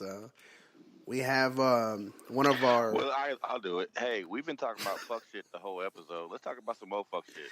I'm glad you stepped in on your girl, though. You know what I'm saying? You're like, I'll do it. I saw the fucking video pop up. My eyes just glazed over. Like, oh shit, here we go. Joe know where you live at. He gonna keep on her on this bitch's girl. He gonna come out to you, nigga. All right, here we go. We're not gonna play it all. It's just a quick soundbite. It's basically Roseanne Barr being interviewed by Candace Owens on Candace Owens' own show. Just Roseanne Barr. First it was she's old, senile. Then it was Lunesta getting the was it Lunesta or one of the sleep medications? She blamed it on that, racism on that. So we'll see what happens now. She thought the bitch. I thought the bitch was so Lunesta brings out racism. I'm paraphrasing from what she said. She said she was on medication to sleep aid, and she couldn't go to sleep, and she was wilding out. So let's give all the racists Lunesta so we can find out. No. But we got to reach to the other side and understand where they're coming from. Some water? Yes, actually. Thank you. That would be good. Water. I think Dana ran to go get you some tissues. There's some fresh water. That's fine. Great. It's more just about welcome to Kansas. Okay, ready? All right, let's do it. Hey, everybody. Welcome to the Candace Owens Show, where you get my unfiltered opinions. And this one is definitely unfiltered. It's something that I should have said a lot earlier. There's been a lot of scandals. One that I stayed uncharacteristically silent about, and it was the Roseanne Barr scandal. This was not about Black America. This was about a positive Trump-supporting show, which the left couldn't stand because it was ratings galore. And that's the truth, and people don't like to admit the truth. I think that, I think they had it in for me the whole time, which, I'll talk to you about as we go. But at the time of that tweet, I was in the middle of a conversation about the Iranian people for 3 months. Now, hold on, man. Let me just pause it, dog. It ain't got shit to do with the show, dog. She went after Obama's. It was her. One of her some racist shit, dog. Yeah. Oh man, it's just why we gotta play this, dog. She look high. Yes, she does. The bitch wasn't high. Racism came out. Is it Jick? That's her name, dog. Damn, I gotta look it up. I don't even want to do no study for this. I'm mad we giving the motherfucking Candace Owens a fucking play on YouTube because that's what she lived for. No, I'm on CNN, so it ain't gonna cross feed into YouTube. It's still giving her a damn. It's to the YouTube feed, dog. They linked it to the CNN page. I hate both of them. But we gotta understand them, though. Come on. Reason I ever went on Twitter was to defend Jewish people and our way of life and our thinking, and also you're trying to get a shot in because we said go to CPAC and talk to people. It's what your agenda gonna be built upon. It's called a false equivalence, bro. False equivalence. Same energy, dog. Same energy. False equivalence. This is not the same energy. Okay. Shit. No, we're not talking about apples and apples, buddy. If Candace Owens had Vance Jones on the show, then that would be the same energy. We playing that shit if that shit happens. No, don't play that shit. All right. We just Van Jones sitting there blinking, nigga. Anyhow, basically with the what I wanted to play was Roseanne Barr addressing the Me Too movement. Right, no, but it's not the same energy. I'm really trying to. You have two people who are for the most part, turned very far right. Yo, I was just fucking around, bro. I was just fucking around. Huh? I was just fucking around. But it's like I don't want to. I was just fucking around, dog. Like. I know you fucking around. No, and basically we were just doing because we discovered on the last episode that Candace Owens was getting her own podcast, and then her first guest was Roseanne Barr. Left the show that episode. Here we go. That nigga turned on the movie and said, "I'm out." Hey, for real, he did, dog. Literally, he turned on the last track and said, "Hey, y'all sort this out." Here we go. All right, let's see. Maybe another 30 seconds, if that. The United States, right? And how their Iran deal is the most oppressive thing to empower a government who's just mullahs. And did you have to find it out? It was the most obvious thing in the entire world why you were a target. Well, I knew, but I didn't think people knew, so I wanted to keep going there, Right. But it wasn't. They targeted me from day one. Megyn Kelly, gone. Megyn Kelly didn't even say anything that was offensive. She said, when I was a kid growing up, people used to wear blackface and they weren't offended as long as you were truly going as the character. Her entire show is gone. Wiped, gone. She's off of NBC. Her whole career, done. Get Frank, turn this shit off, man. What? Turn this motherfucker off, man. This is trash. Come on, man. Shit, I got mad. I'm sorry. I got angry. What? No mas. Just don't play Candace Owens anymore. Do you understand what I'm saying, Frank? No mas. Yeah, but she's just repeating what Megyn Kelly said. Frank, but she is giving her the thumbs up. She's not. She said what Megyn Kelly said wasn't offensive. Exactly. Dude, let's get a move on, man. The bitch said was offensive. What's the next thing, man? I'm tired of this shit, man. Come on, man. I don't want to talk about Candace Owens ever again, man. We cool. Let's move on to the next thing. Let's talk about weed. Yeah, let's talk about weed. I guess. There you go.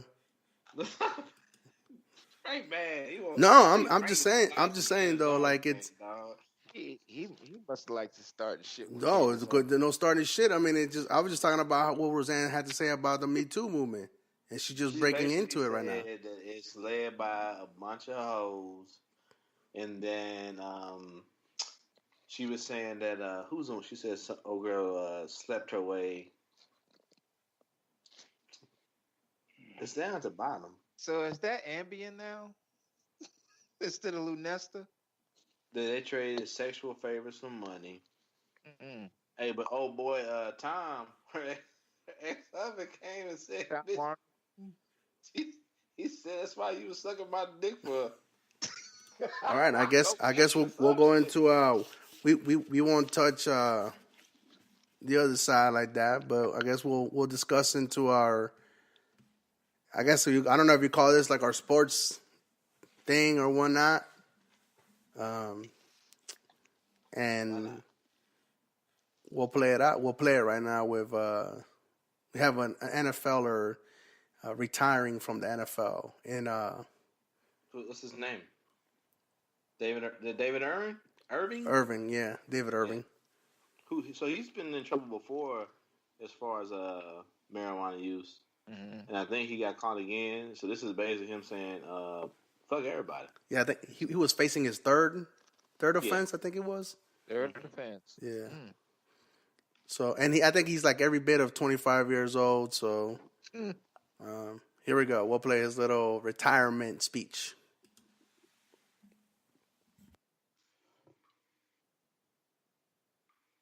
So, basically, guys, I quit.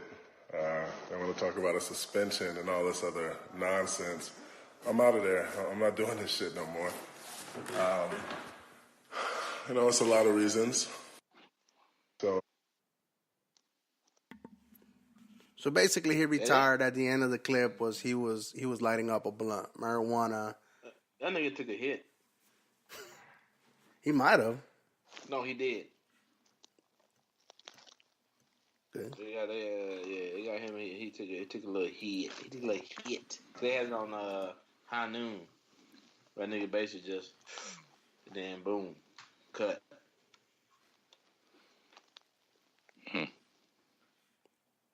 So anyhow, you got an NFLer, 25 years old. You know, he knows his vice. Right. He knows that it doesn't can't coexist with his career or where he wants to play at or whatever, the way he makes money. So I guess some people could see it. He chose his vice over his career. Well, I think if you go to like his Instagram live, what he did, I don't remember everything, but he started talking about like the pain and like medications they give out as far as like helping deal with the pain, and how a lot of these medications are worse than marijuana. See whatever that ingredient or whatever, and just kind of get into some of the strict policies of the NFL. But once again, that's your chosen employer, and those are the policies that they have. So, I feel for the young man. Hopefully, it works out for him. I mean, you know what? I don't have anything against marijuana, but I do have a thing against, making the right choices. I mean, this is your career.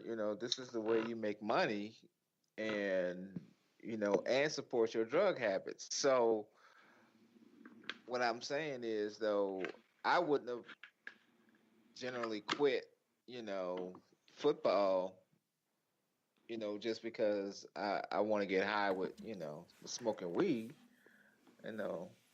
Okay, just before you keep going, he was facing like I think half season to a full season ban, and he was going to be he was already a free agent. I think he was going to be whenever the free agency hits. A parlor filled with workers for sex slaves. What about sex slave? What? I said he had been better off getting a hand job in a sex parlor from a sex slave. A la Robert Kraft.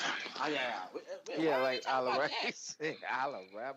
I ain't talking about Robert. Getting that Getting that tug and rub, nigga. Yeah. for $25 though. $25. $55.59. I thought he said like It don't even matter. he was in there for 25. The price don't matter, but $59 a piece. The fact that Robert Kraft is carrying loose 5s and 20s like that in his wallet, that's like that's comedy. Characteristic of a rich man. Come on. That's the price. I'm sure that nigga just slapped down 100 and walked out and smiled, nigga. Yeah. Here.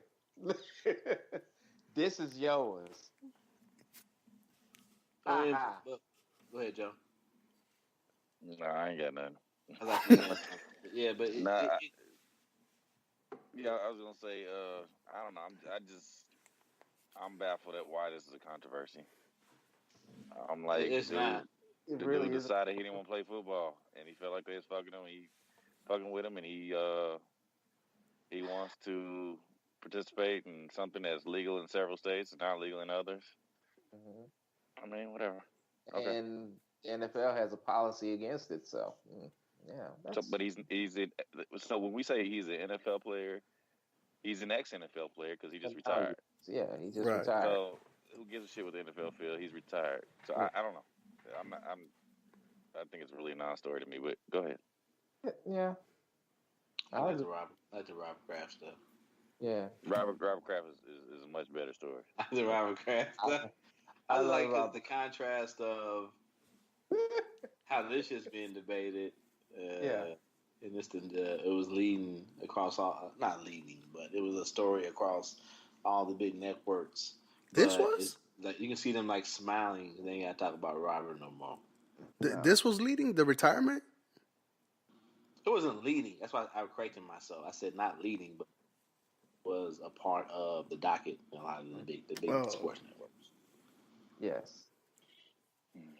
And we ain't got to talk about Robert Kraft anymore. It gets the attention off of Robert Kraft for a little bit. It's just a dead time during the sports cycle. No NBA playoffs.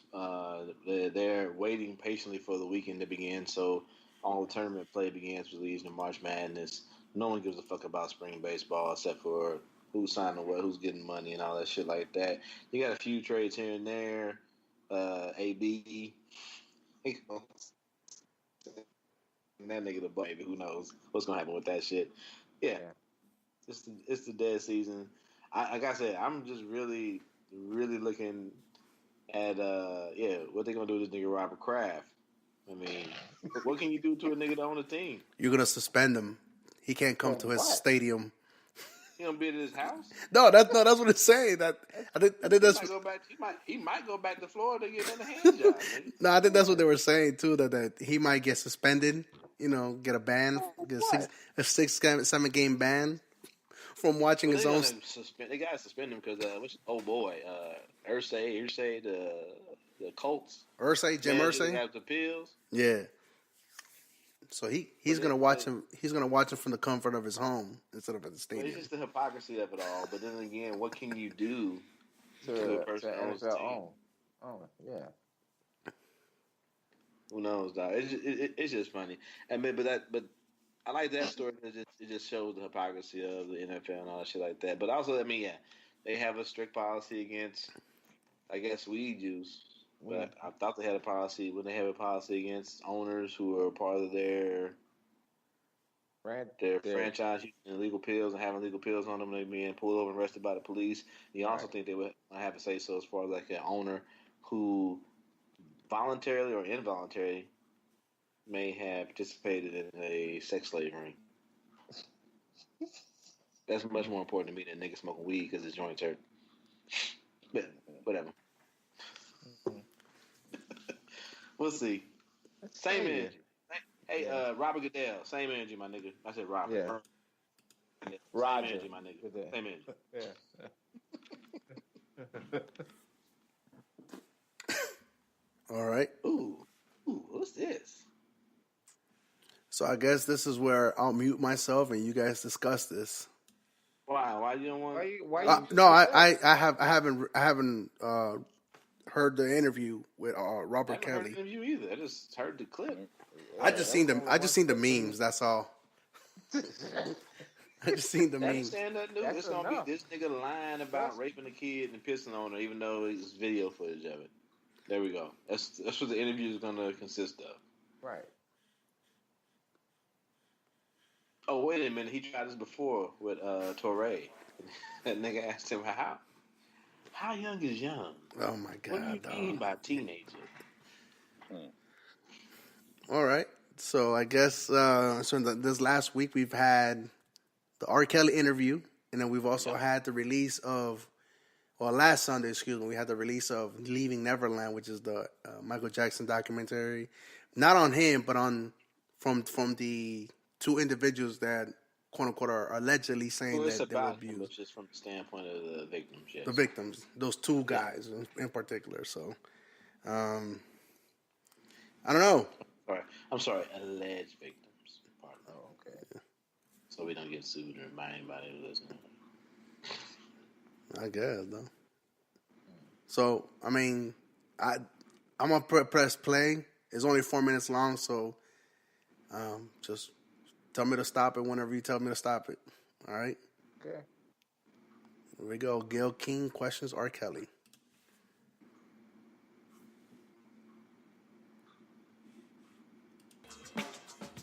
I was actually wondering, R. Kelly, if this interview was going to take place. I really do want to get you on the record about your relationships with underage girls. Because, Robert, this has been such a long-standing allegation against you. You know, starting back in the late 90s. R. Kelly is at the top of the charts, but he may be in for a fall. He was arrested today on 21 counts of child pornography. Kelly is accused of videotaping himself having sex with an underage girl. Taking advantage of minors will not be tolerated. Jurors found him not guilty on all charges. Robert has said all along he would be cleared of these terrible charges. Here we are in 2019. They are still talking about you with underage girls. Have you ever had sex with anyone under the age of 17? No. Never? No. I believe I can fly. I believe I can touch the sky. R. Kelly was one of the greatest hit makers of the last 30 years, 40 years, I would say. He's an enormously gifted songwriter. More and more women are sharing their stories, saying they want justice. Robert Kelly was indicted before a Cook County grand jury on 10 counts of aggravated criminal sexual abuse.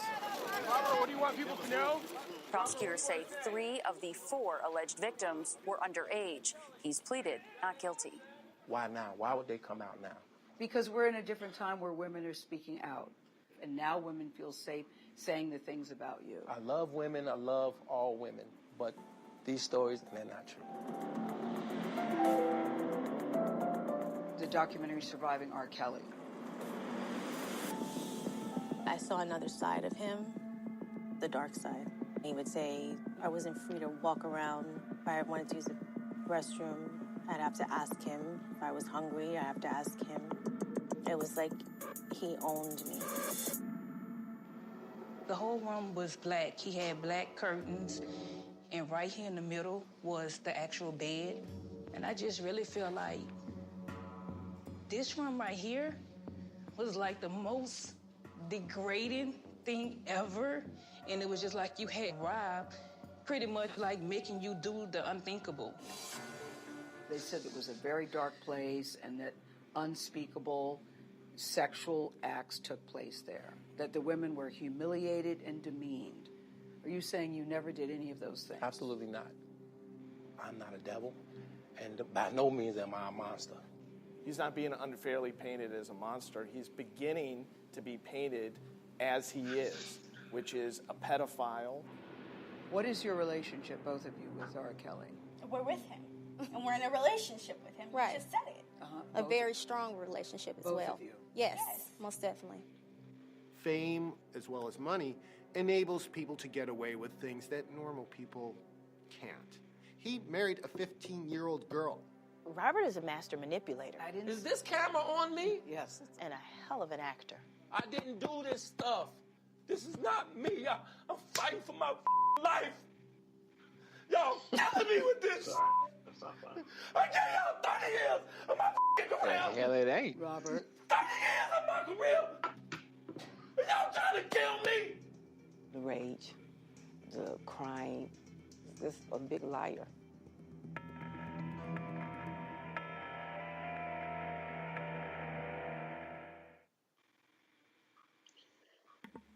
Well, that was the first time I seen that.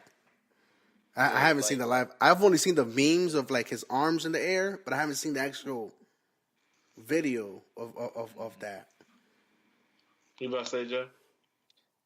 The part where he's like, I mean, if you ever listen to like them R. Kelly songs where he be like having a fucking conversation, but he be singing. Yeah. And he was up there hollering. Tell me that it didn't sound like Mr. Big was about to jump in the door and the closet. Well, if you not sleeping, yes, you were.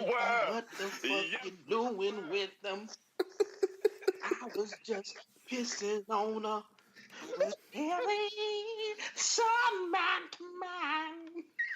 We both know the game. Wow.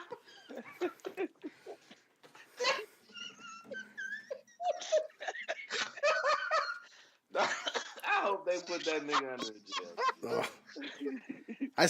I like how he had that like the little puppy face. You knew the moment was coming. Absolutely not. Absolutely not. You know. Is that camera on? I'm fighting for my life. Y'all trying to kill me. Not under 17. She was under 14. Yeah, nigga. All right, like when you marry a 15-year-old. Hold on, you're breaking up, Joe. You're breaking up. You breaking up. The whole world knew shit. Again, ask you if you ever slept with somebody under 17. All right, say that again because you were broken up. You're breaking up. When in the same interview, don't worry about it. Nope. No. Joe. So what we were saying was, in the same interview, you were. He was documented that he was married to Aaliyah. It's in court. Had her lie about her age. And had her lie about her age. Correct. On the marriage certificate. Also that he can marry her. I'm just sex with her. I'm just I get the whole thing of why aren't we taking down these great white titans of industry and this and that, but niggas really dying on the motherfucking R. Kelly hill. Mm-hmm. Niggas are really dying on the R. Kelly hill. Not even on some I don't think he did it. Just on some well, what about these white men? Dude, can y'all hear me now? Yeah, you pimp. Yeah. I promise I was scrolling through Facebook and I saw someone talking about that point. Why they do it about R. Kelly? They do it about Harvey Weinstein. And I think that very next story on my Facebook scroll was story coming up next week on Harvey Weinstein. Yeah, I posted several documentaries that are already out about Harvey Weinstein. I just told niggas just because it ain't on nigga television don't mean it ain't out there. It ain't out there. Right. Mm-hmm. Hashtag GTS. Mm-hmm. Yep. And I don't like that shit where it's like, well, what? Yeah, okay, we talking about what we gonna do, and the thing is, it didn't matter to you until R. Kelly was getting taken down. Right. But no matter what, that he's being taken down or not, the fact remains, the motherfucker messing with kids, dog. I mean, what about that fact? Fuck him being the king of R&B and all this bullshit. He's fucking with kids. Yeah. I don't give a fuck if it's allegedly or not. He's dealing with somebody's kids, dog. Bottom fucking line. That's a line crosser. Habitual line crosser. I mean, times. Fuck him. He could eat all the bags of dicks in the world. But you say you a couple episodes ago, you say you were still bumping his music. I was about to bumping his music for when these damn allegations. So you just waited till today to realize all that? Shit, To this day. To this day. I don't give a shit. The fact remains, this motherfucking fucking with kids, dog. Fuck R. Kelly. But nigga, that fact has remained for 30 years. Nigga, we knew that shit back then. Yeah. Nigga, I knew that shit in college, bro. I don't know what the fuck you talking about, man. I knew that shit in college, man. What are we gonna do about that?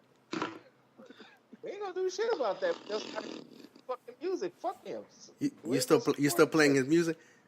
No, I ain't paying his We ain't gonna support it. We ain't gonna support him now. We ain't gonna support him now. Hey, Well, I mean, hey, I just want to know. So at James' wedding, are there gonna be R. Kelly played at all? I should have asked James when he was on here if there's gonna be any R. Kelly. Frank, oh man, that's fucked up, dog. No, I'm just saying though. But that means another thing too, though, because I know it's because like R. Kelly's one thing, but I know this Michael Jackson shit is really putting niggas in turmoil. Because I think a lot of white people are being affected by it, though. Well, I ain't really seen the white blow it back from it, but I seen a lot of niggas on there talking about it. And it comes to that thing though, it's like, yeah, I mean. And I'll say this, I'll be in our family chat group, like, I'm not gonna go out and search Michael Jackson, but if Billie Jean come on, nigga, I ain't gonna turn it off. That's what I'm saying. I don't know what to tell you. Like I got a greatest hits of Michael Jackson on my phone, but it's not just like it's like the 80s or whatever. But I mean, if it comes on on autoplay. I don't go searching for it. You said it's on your phone though. Well, not on my phone, but it's on. I paid for it like 4 or 5 years ago. Okay. There you go. I paid for it. Like now, I just stream shit. So, but I don't know. I mean, I feel like there's more. I think for me though, the R. Kelly shit is since, like I said, I saw some of the video. That shit stick with you, dog. It's like, god damn, nigga. Yeah, this whole Michael Jackson stuff. I never saw R. Kelly that R. Kelly video. So. Yeah, but the nigga married Aaliyah too. Yeah, but he married Aaliyah. And but even then though, even I said the MJ shit, I don't fuck with that nigga much anymore either. It's like I don't seek their music out. I don't try to search for it. I don't. You know, back in the day, nigga used to love Lady of My Life and shit. You know, now I'm just like, is this nigga talking about a fucking 8-year-old or an actual grown ass woman? I don't know. I don't know.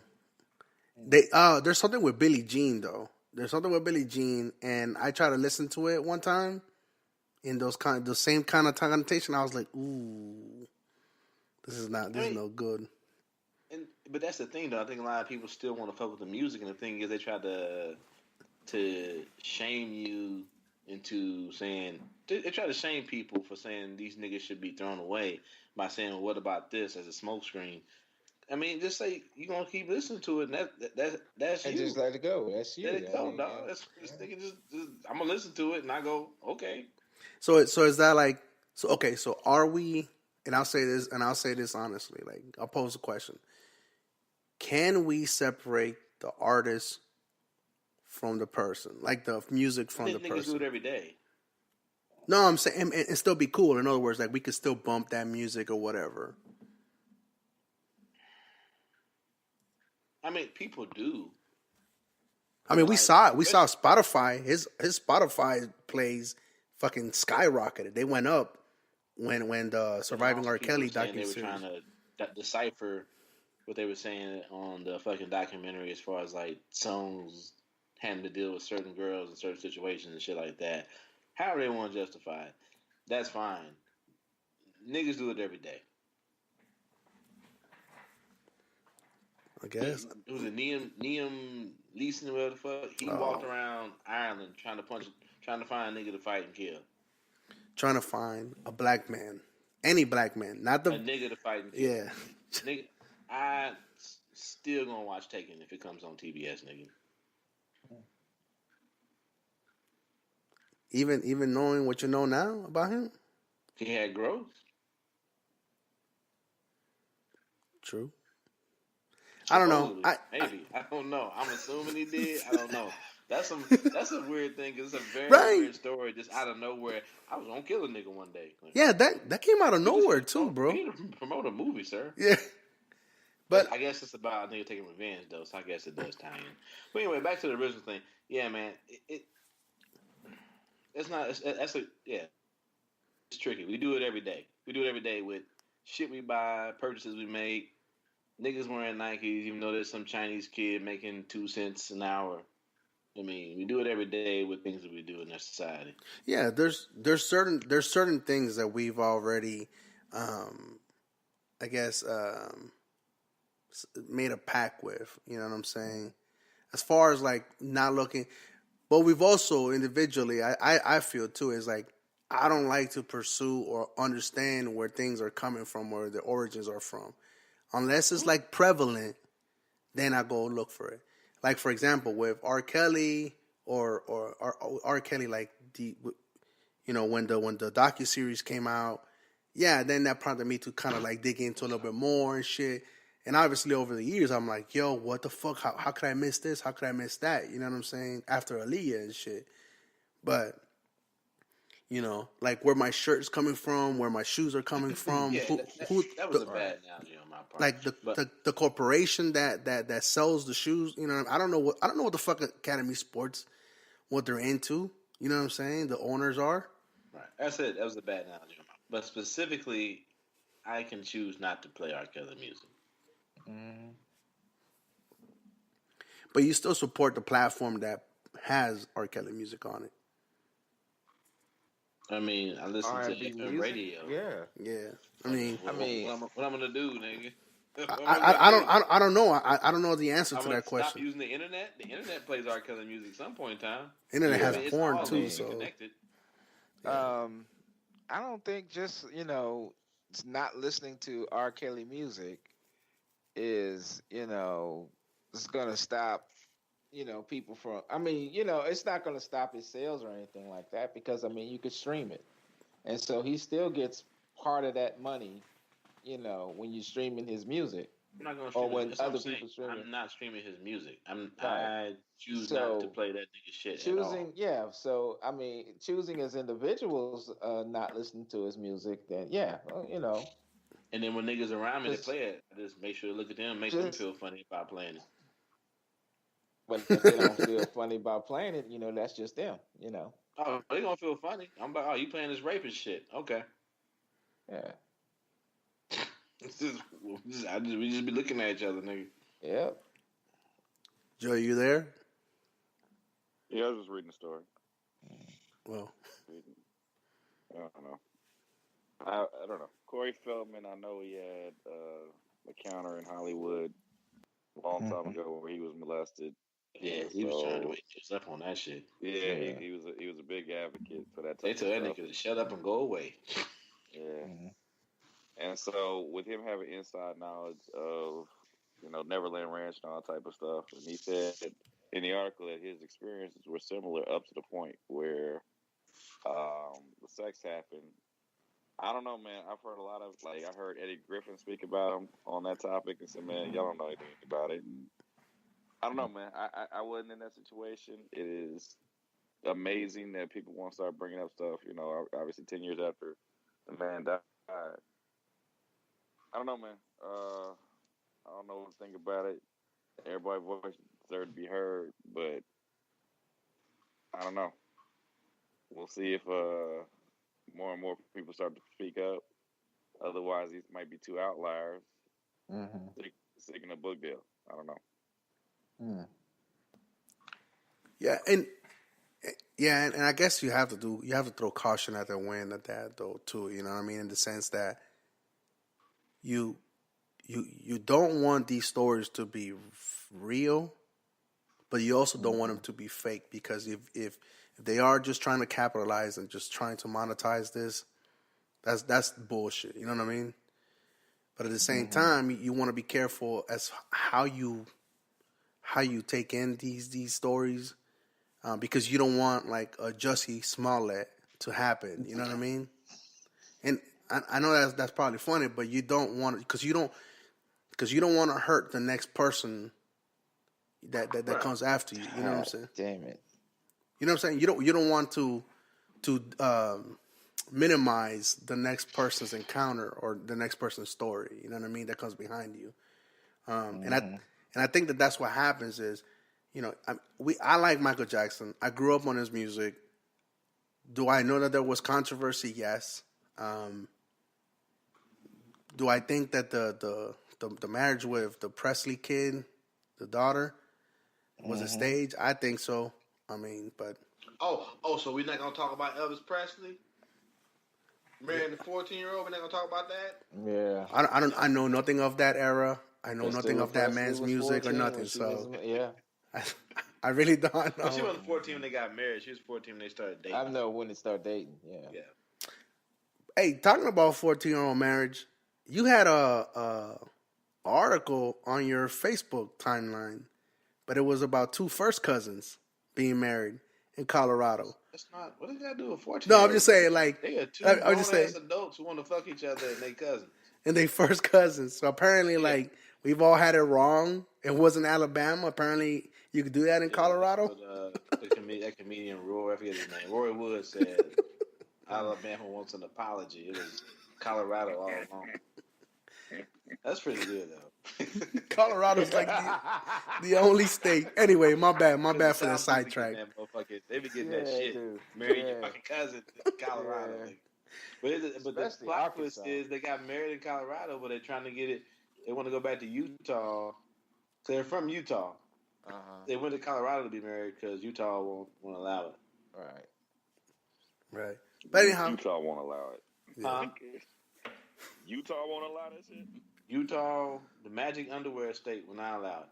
But they, it's a polygamous state, isn't it? Right. I believe so.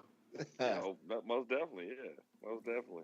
Got a lot of little sister wives walking around in that damn state. Hey man, I just here to report the news, Chief.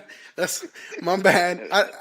My bad. Just the facts, man. Yeah, just the facts, ma'am. Just the facts. My bad for even bringing that up. It was just a funny article, and I was like, "Nah, that's weird." It's not funny, but it's. But you know, they probably don't believe in any of the things as far as like geneticists say, as far as like fucking first cousins and sisters and brothers and all that good shit like that. And they probably anti-vax. Oh, so the kid's gonna have 3 feet and have measles. Oh my They'll God. take care of themselves. Not the people. Anyhow, so I mean, I don't know. You do have to be be cautious. I think with these, it's harder to ignore with R. Kelly because a lot of it really has been coming out even after Aaliyah. You know what I'm saying? That nigga doesn't help himself in his interviews. That's true. With Michael Jackson, to me, in the tape of him pissing on kids. That apparently almost no one watched because almost every, you know what I'm saying? Like people, you talk to people are like, "Oh, I've never seen that piss. I know of it, but I've never seen it." So I'm like, "All right, sure, guy." Yeah, it's like no one eats at Arby's, but there's still Arby's around. I don't know what's happening. They have the meats. That's gross. But yeah, I mean, I don't know. This is. But Why is it harder to? Because I think Michael Jackson is much more of a cultural icon. As we talked about earlier, on both aisles. You know what I'm saying? He's not just a beloved hood nigga that makes good catchy songs. He's someone that's world renowned. That's pop culture influence. Influence countless numbers of artists, just everything, man, and yeah, he's a world phenomenon. Even like you've been to Iraq, you've been deployed, right, Winston? Yeah. So I don't know if you remember seeing any of the little Iraqi kids or Kuwaiti kids. They all knew Michael Jackson, though. Hey, back in the day when Martin had his little comedy stand up, he was talking about that's one of his jokes. Hey, you ain't banging and banging the dash, nigga. Michael banging in Bangladesh and doing his little dance on the stage and shit. Mm-hmm. You know what I'm saying? The nigga's world is and it's so embedded. I mean, not just in pop culture. I mean, I think a lot. I mean, it's going to be hard for people to accept and swallow that if it's true. But I mean, but at the same point in time, much like R. Kelly, his interviews, because he was such a eccentric and weird guy that no one understood, and he had this troubled past from this abusive home and this abusive family, and probably seeing some things as a young man. Because like, let's not forget, he was as far as the males go, the youngest Jackson, right? Yeah. So they probably out on the road traveling. You got your older brothers, they fucking all these women, and you just young Mike just looking through the peephole. That's fucking you up too. Yeah. Like I said, it's much easier to cut off R. Kelly. Yeah, but then it's much easier to cut off R. Kelly for that reason. But it's also easier to cut off because we've had cold, hard facts on R. like Kelly I said, the for video. quite some time that we've had a chance to digest for years. Yep. We've heard rumors and innuendo about Mike. I mean, he's weird, that type of thing. Yeah. But there's been nothing nothing proven and nothing big that came out that would implicate him in any wrongdoing. Yeah, this video is more allegations. We heard allegations for a long time, man. Yeah. Oh, that's what I said. It's yeah. You know what I'm saying? So with R. Kelly, we've seen it. Yep. You know what I'm saying? Like we've seen it. We've seen it, and we've seen this nigga. So how young is young?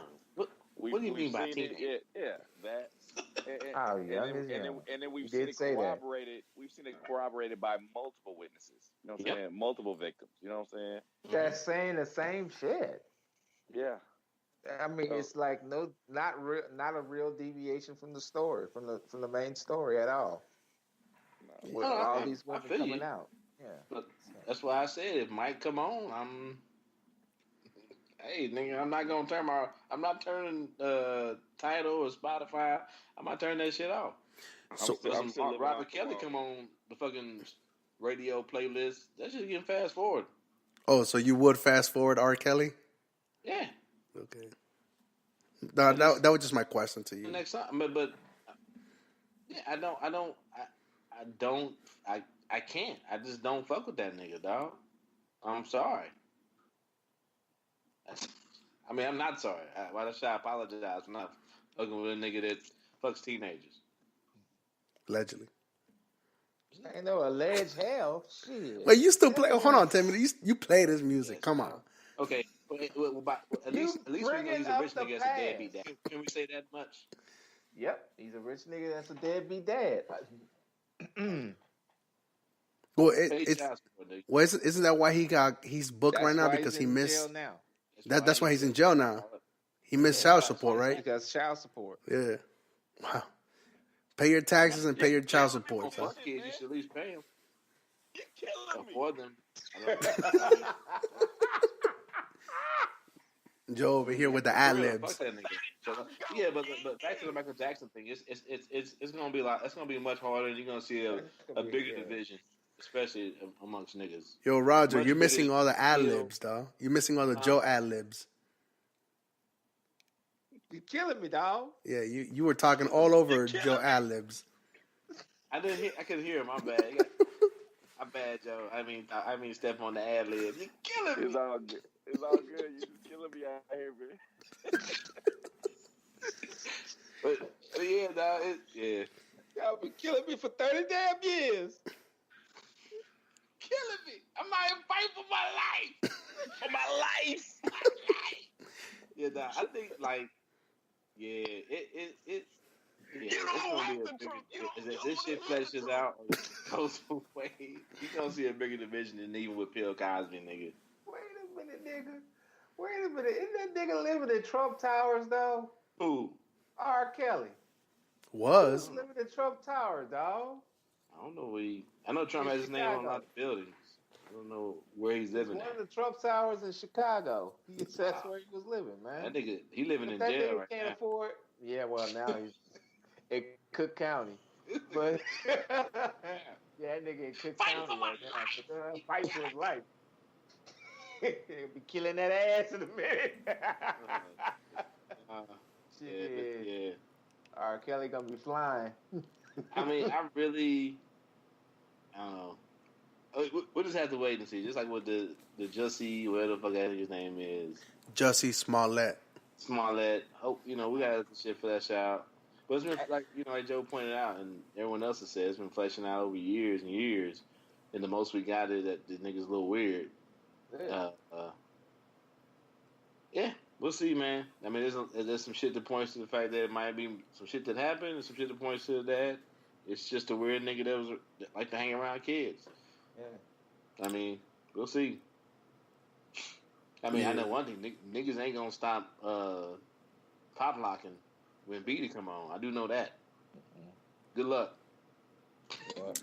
Good luck stopping that nigga. You know what? And I saw a clip. I don't know if I shared it with you guys or not. It was when Michael Jackson broke out the moonwalk. When he first brought it out.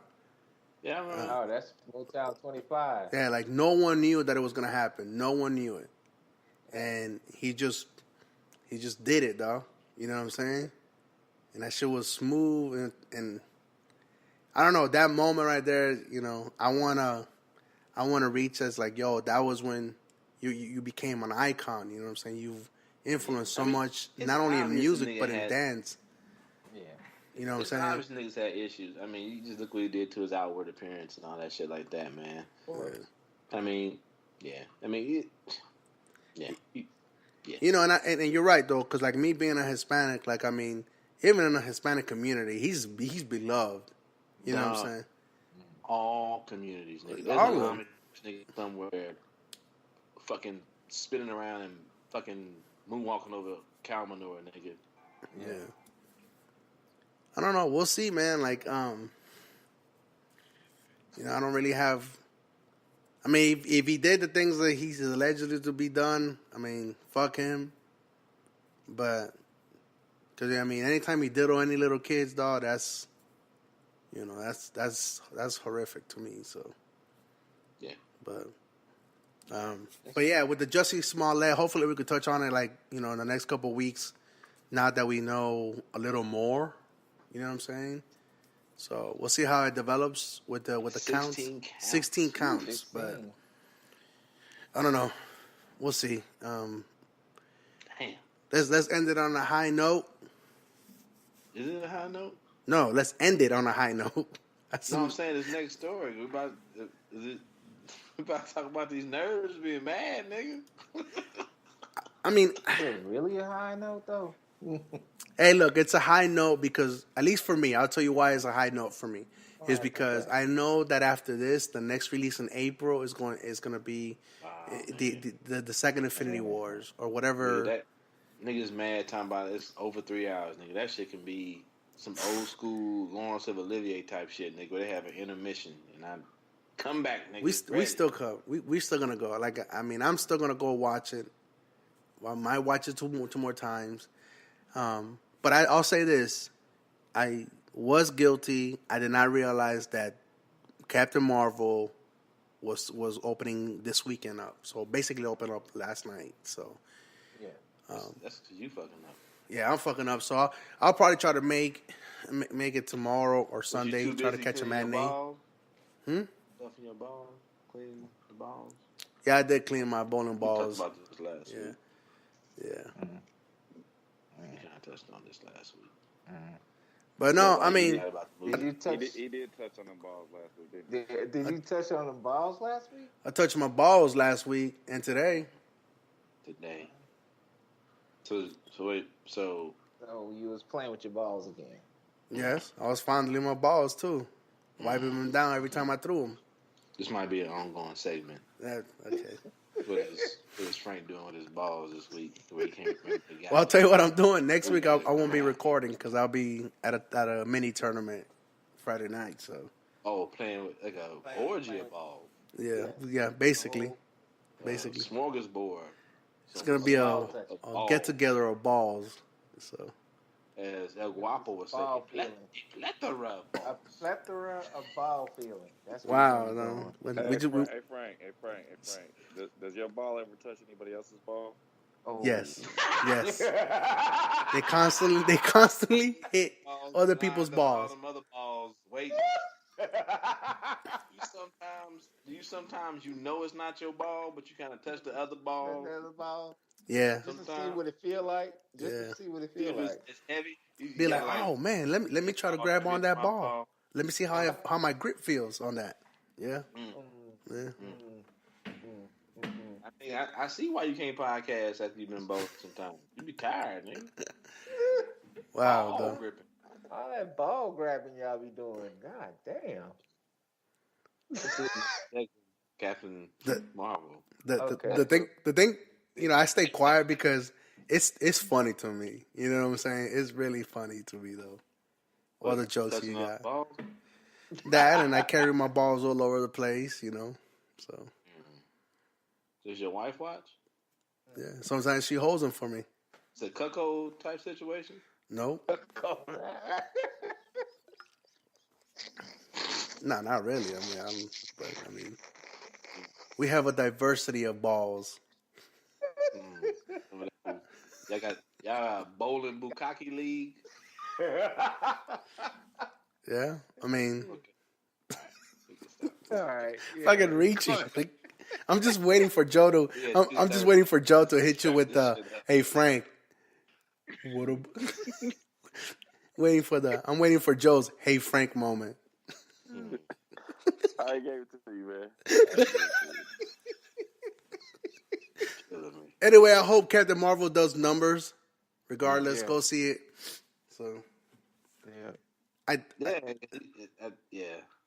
Cause I mean, I know a little bit about Captain Marvel, but I don't know shit about her. Didn't really get deep into it. They're supposed to be a real powerful ass comic book hero. Yeah, the powerful. Yeah.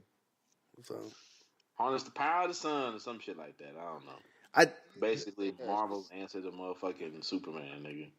Yeah, here and then the other thing is, so like I have started reading on some of it. So apparently Thanos, he switches sides and joins Captain Marvel. You know what I'm saying? In the comic book, I don't know if it's gonna happen in the next Avengers. There's so many variations. Yeah, you gotta be because even like Guardians of the Galaxy, you have like was it Dax the Destroyer? Right. His whole purpose is to be able to defeat Thanos. Yeah. And he's so much more powerful in the comic book, but you gotta dumb it down because if he's as powerful as in the comic book, the movie's like fucking 5 minutes long, nigga. If that. Yeah. So yeah. So, I mean, I like that they do that. That way, it's not this thing of like the end point per se. That was going to happen because I read the comic book. I know it's going to happen. You're like, oh wait, that's what Llama Fuss get mad. Wait a minute, that's not how it's in the comic book. Like, yeah, nigga, if Dax the Destroyer is as powerful as the comic book Guardians of the Galaxy, both movies is 10 minutes long. For real. That's no fun. No. I don't know. I'm gonna see if I can catch it this weekend before all the articles and all the like Easter eggs get dropped and spoilers get dropped. So I still don't think it has. I don't think they're gonna. I don't. Here's what I'm gonna watch it to see how they tie, how they tie it into Avengers Endgame. Because I watched Ant-Man and the Wasp, and until I watched Avengers Infinity Wars, and then going back and watching Ant-Man and the Wasp, I didn't realize how they were going to tie him into it. But it's going to be because of that small universe or whatever the fuck. Correct. I don't know what they call it, but the subatomic molecular shit. I don't know. Yeah, you go too small. Yeah. So, but I mean, to me, when I was watching Ant-Man and the Wasp, and then I watched Infinity Wars, it still didn't dawn on me like, yo. But until after the fact, I rewatched it again. I was like, oh shit, that's how you're gonna tie him in. So I'll be curious to see how they tie in Captain Marvel to Endgame, if they are. Yeah. Because you kind of look at it, that world kind of resembles. You go back to Doctor Strange when he was fighting old boy and traveling around. That world kind of mimics or looks similar to the subatomic world, whatever the fuck that Ant-Man goes into. Wait, the one that he goes into, like in Infinity Wars? You know when he said he saw like a million endings? No, with the original Doctor Strange, and he was fighting old boy when he caught him in that time loop. Okay. I know what you're talking about. The shit that looked like crystals. They were stuck. It kind of looked like that but then also when the Worm was talking about multiple, like before he became Doctor Strange, like multiple dimensions that exist outside of our realm, and when he was flying around, when he initially met the One. Yeah. Okay. Yeah. So they kind of slowly introduced this idea of what comic books, like Joe said, he's read comic books, these multi-dimensions that can be used to infect or influence the other dimension.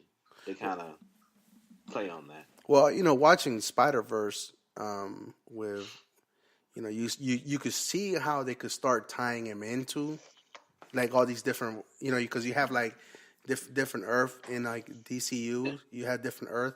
Like, if no one's watched The Flash, they talk about, there's, like, 100 different Earths. You know what I'm saying? Yeah. That concept there, and the Flash on this Earth is different than that Earth and has different powers, and the guy who's the bad guy on this Earth is actually a good guy trying to help fight whoever the fuck. Yeah, it's weird. I guess for me, I'm just going to be curious to see how Captain Marvel is tied into Infinity Wars. And I guess I won't know until I watch Endgame, until Endgame comes out. Because I may miss a couple things. So, I don't know. What are your guys' take on Captain Marvel and going forward? Joe? Well, when I see the movie, I'm going to try to see it this weekend. I don't know. But what I'm thinking is you're going to see aspects of Infinity Wars versus parts or clips of Endgame in this movie, in the Captain Marvel movie, so that we can get a better idea of how she ties in or what her role is in Endgame is going to be. I mean, I think it's clearly made it's going to be a thing to deal with. I mean, it's not clear. I shouldn't say that. Sorry, Roger. But the aspect of like time travel, multi-dimension, shit like that, because the time stone coming, that's where, Doctor Strange saw, hey, this other time gem, this is the one outcome we have. And then we see when everybody's disappearing, Sam Jackson's character with the old 1990s pager, making that page. You know what I'm saying? So that's what I think. So the idea of manipulating time is going to come into effect. So, oh wow, okay, yeah. Interesting. Joe, awfully quiet. Yeah, I don't know. I am a fan of the movies. I haven't, engaged in a lot of the research that a lot of y'all have. So I'm gonna see it. I mean, I'm not super excited about it, but probably gonna take the girls this weekend. I think they'd enjoy it, and we'll see how it goes and see how it ties into the end game. So. Oh, speaking of movies, I know you like movies. So did you ever watch A Star Is Born? I know you said you might look into it. I haven't seen it. No. It's one of the ones I just don't. I ain't got. I don't know. I feel you, Winston. The same thing. I said the same shit, dog. Hesitant. Same shit. It's not even hesitant. Like it's just like it just doesn't. It's not. I feel you because that's where I was, and I was like, oh, I get it now. So I get all like how Deese's on Deese's and Meryl. Like when Deese's like he goes bangs on it. I'm like, yo, I get it now. I don't know. I'm sure if I go watch it. When it's on Netflix or something like that. All right. Even then, I'll be like, check it out. All right. Well, all right. We've been over 2 hours already, so want to bring it home or any closing thoughts on anybody? Anything? No. Air out your grievances. Yeah. back to the Captain Marvel. Also, though, the whole thing of time travel, interdimensions, and all that shit like that. The concept of everyone disappeared, but did it disappear to another dimension or anything like that? So I don't know. These are all questions that. Wait, hold on. Do you know that? Like, did you read that somewhere in the comics, I haven't read or is that just you speculating? Thinking about shit that happens in comic books, bro. That's What happens on one plane dimension doesn't necessarily happen on another plane.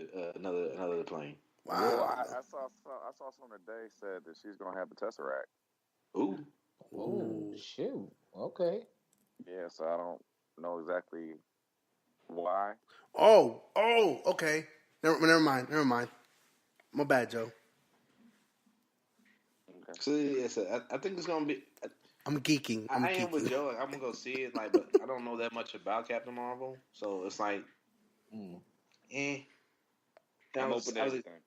I was excited about Ant-Man because I wanted to see how true they stayed to it, but they went a different route with it. Yeah. They didn't go into that whole thing of why he was an Avenger. I mean Avenger, damn. Avenger, my bad, because nigga was putting his hands on his wife and Captain America would him that nigga up.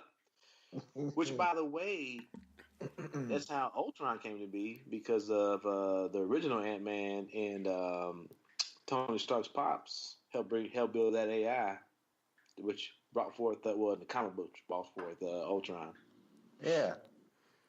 Look at these people of color talking about comic books and nerd shit. Look at this shit. Hey, sometimes that's all you have to do. Read. My mama said, niggas is reading. Yeah. Read something, niggas. Just don't be sitting around the house watching motherfucking TV. Right. Well, but yeah. I mean, I think it'll be interesting, man. Like they've done a wonderful job so far. I mean, we're all around the same age group, and just to see how far comic book movies has come in our lifetime. If you told me that the shit that I used to read as a fucking from 10 years to now would get this much pub, be this big, this amount of dollars given to put the shit that I used to love, we used to fucking go to the store every week to get the new issue for, was going to be on the screen like this, nigga, you lying. You fucking lying. But man, I mean, it's a good time. If you a nigga that love comic books even a little bit, it's a good time to be alive. No, I mean, I don't know how many of y'all seen Spider-Verse or the new Spider-Man, the animated one. It's fucking amazing. I saw it last week with the kids, so we finally broke down and saw that.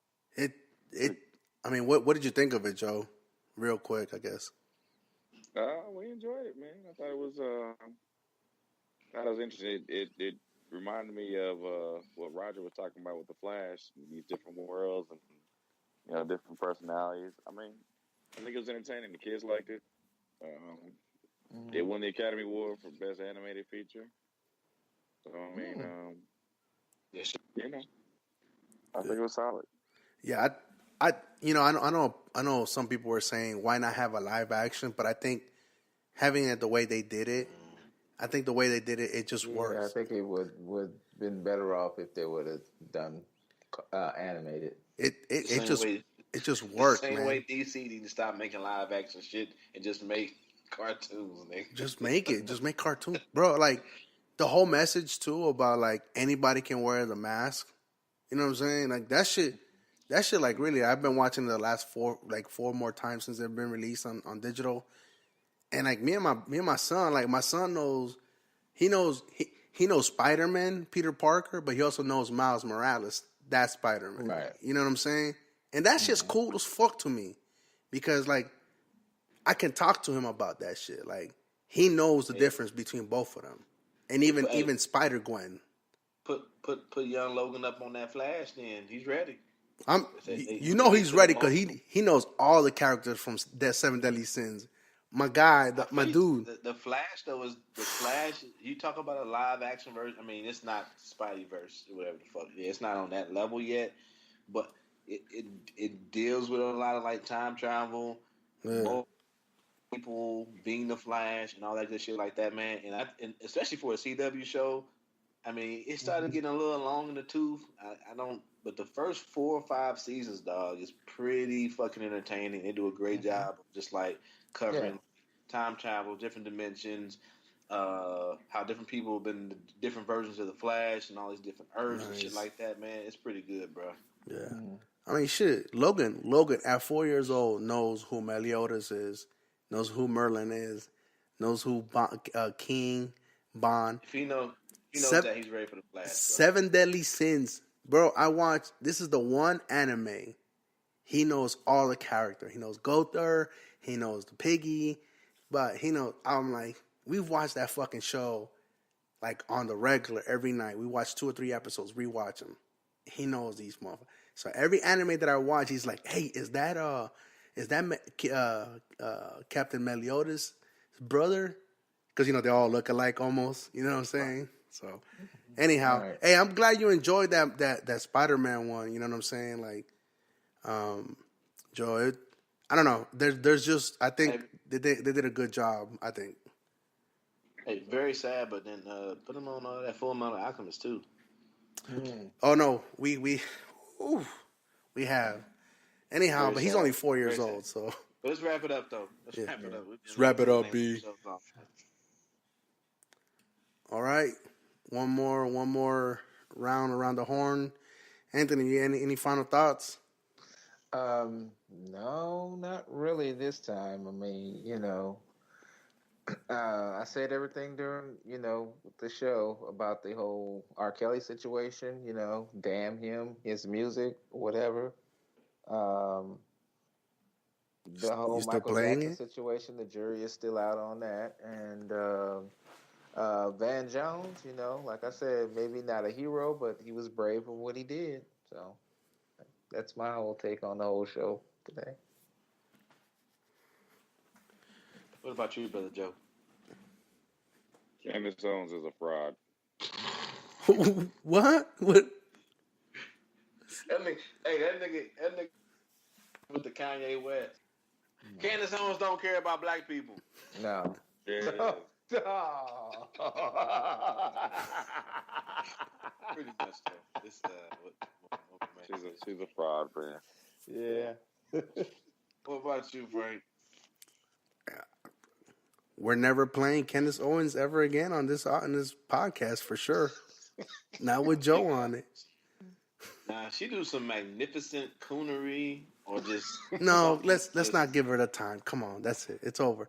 Anyhow, look, I understand you have a right to not get vaccinated, but please, for the health of your kids, go with the numbers.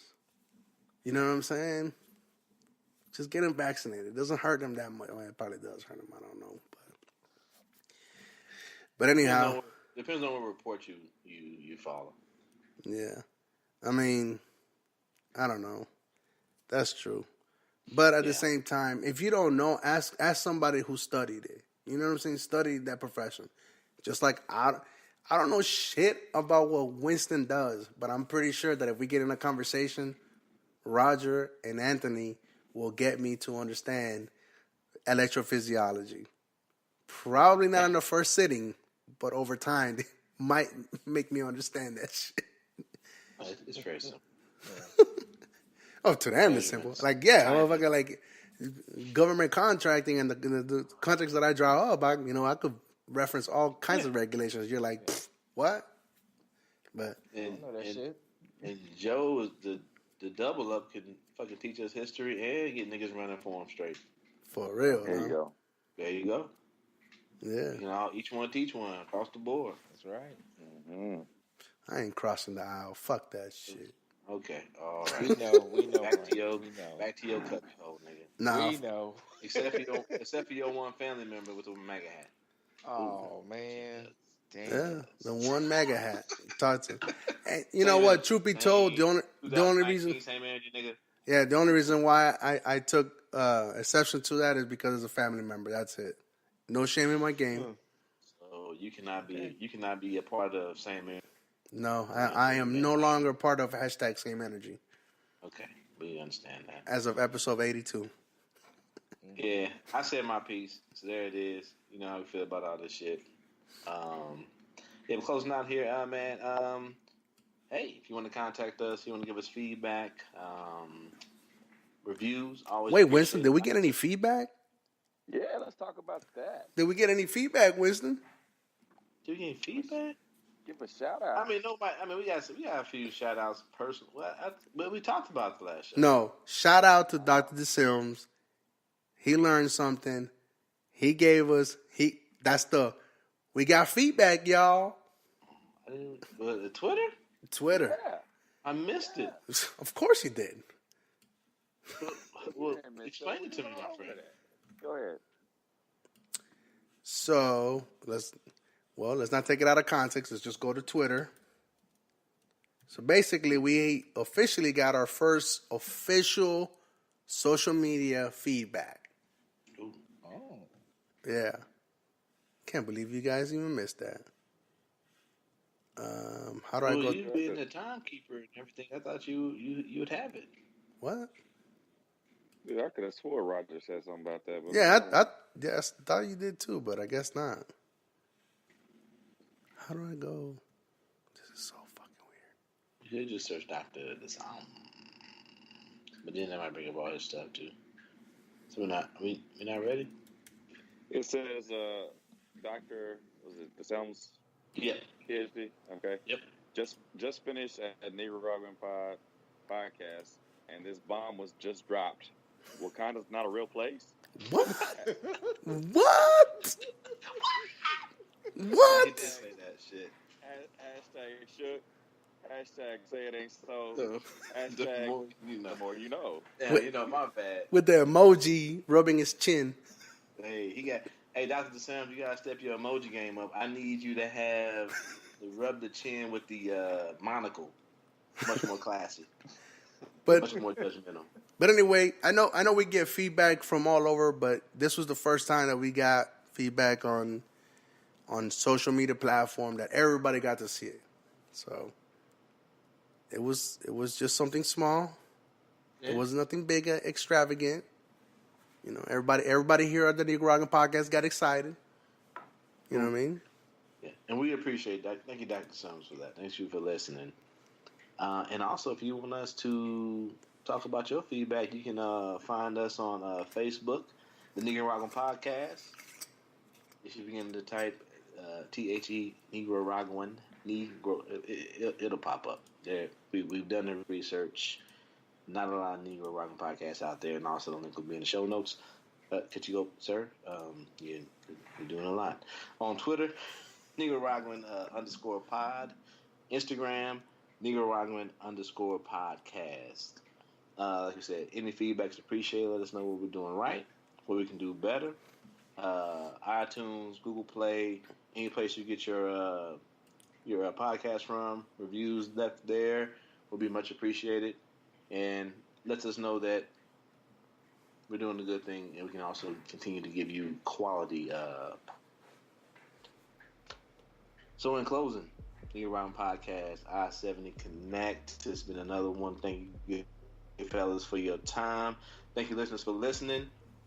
10 meters, Joe Jeff, 30 PSIs. I'm the KC Stork. And as always, enjoy the music. Ha James.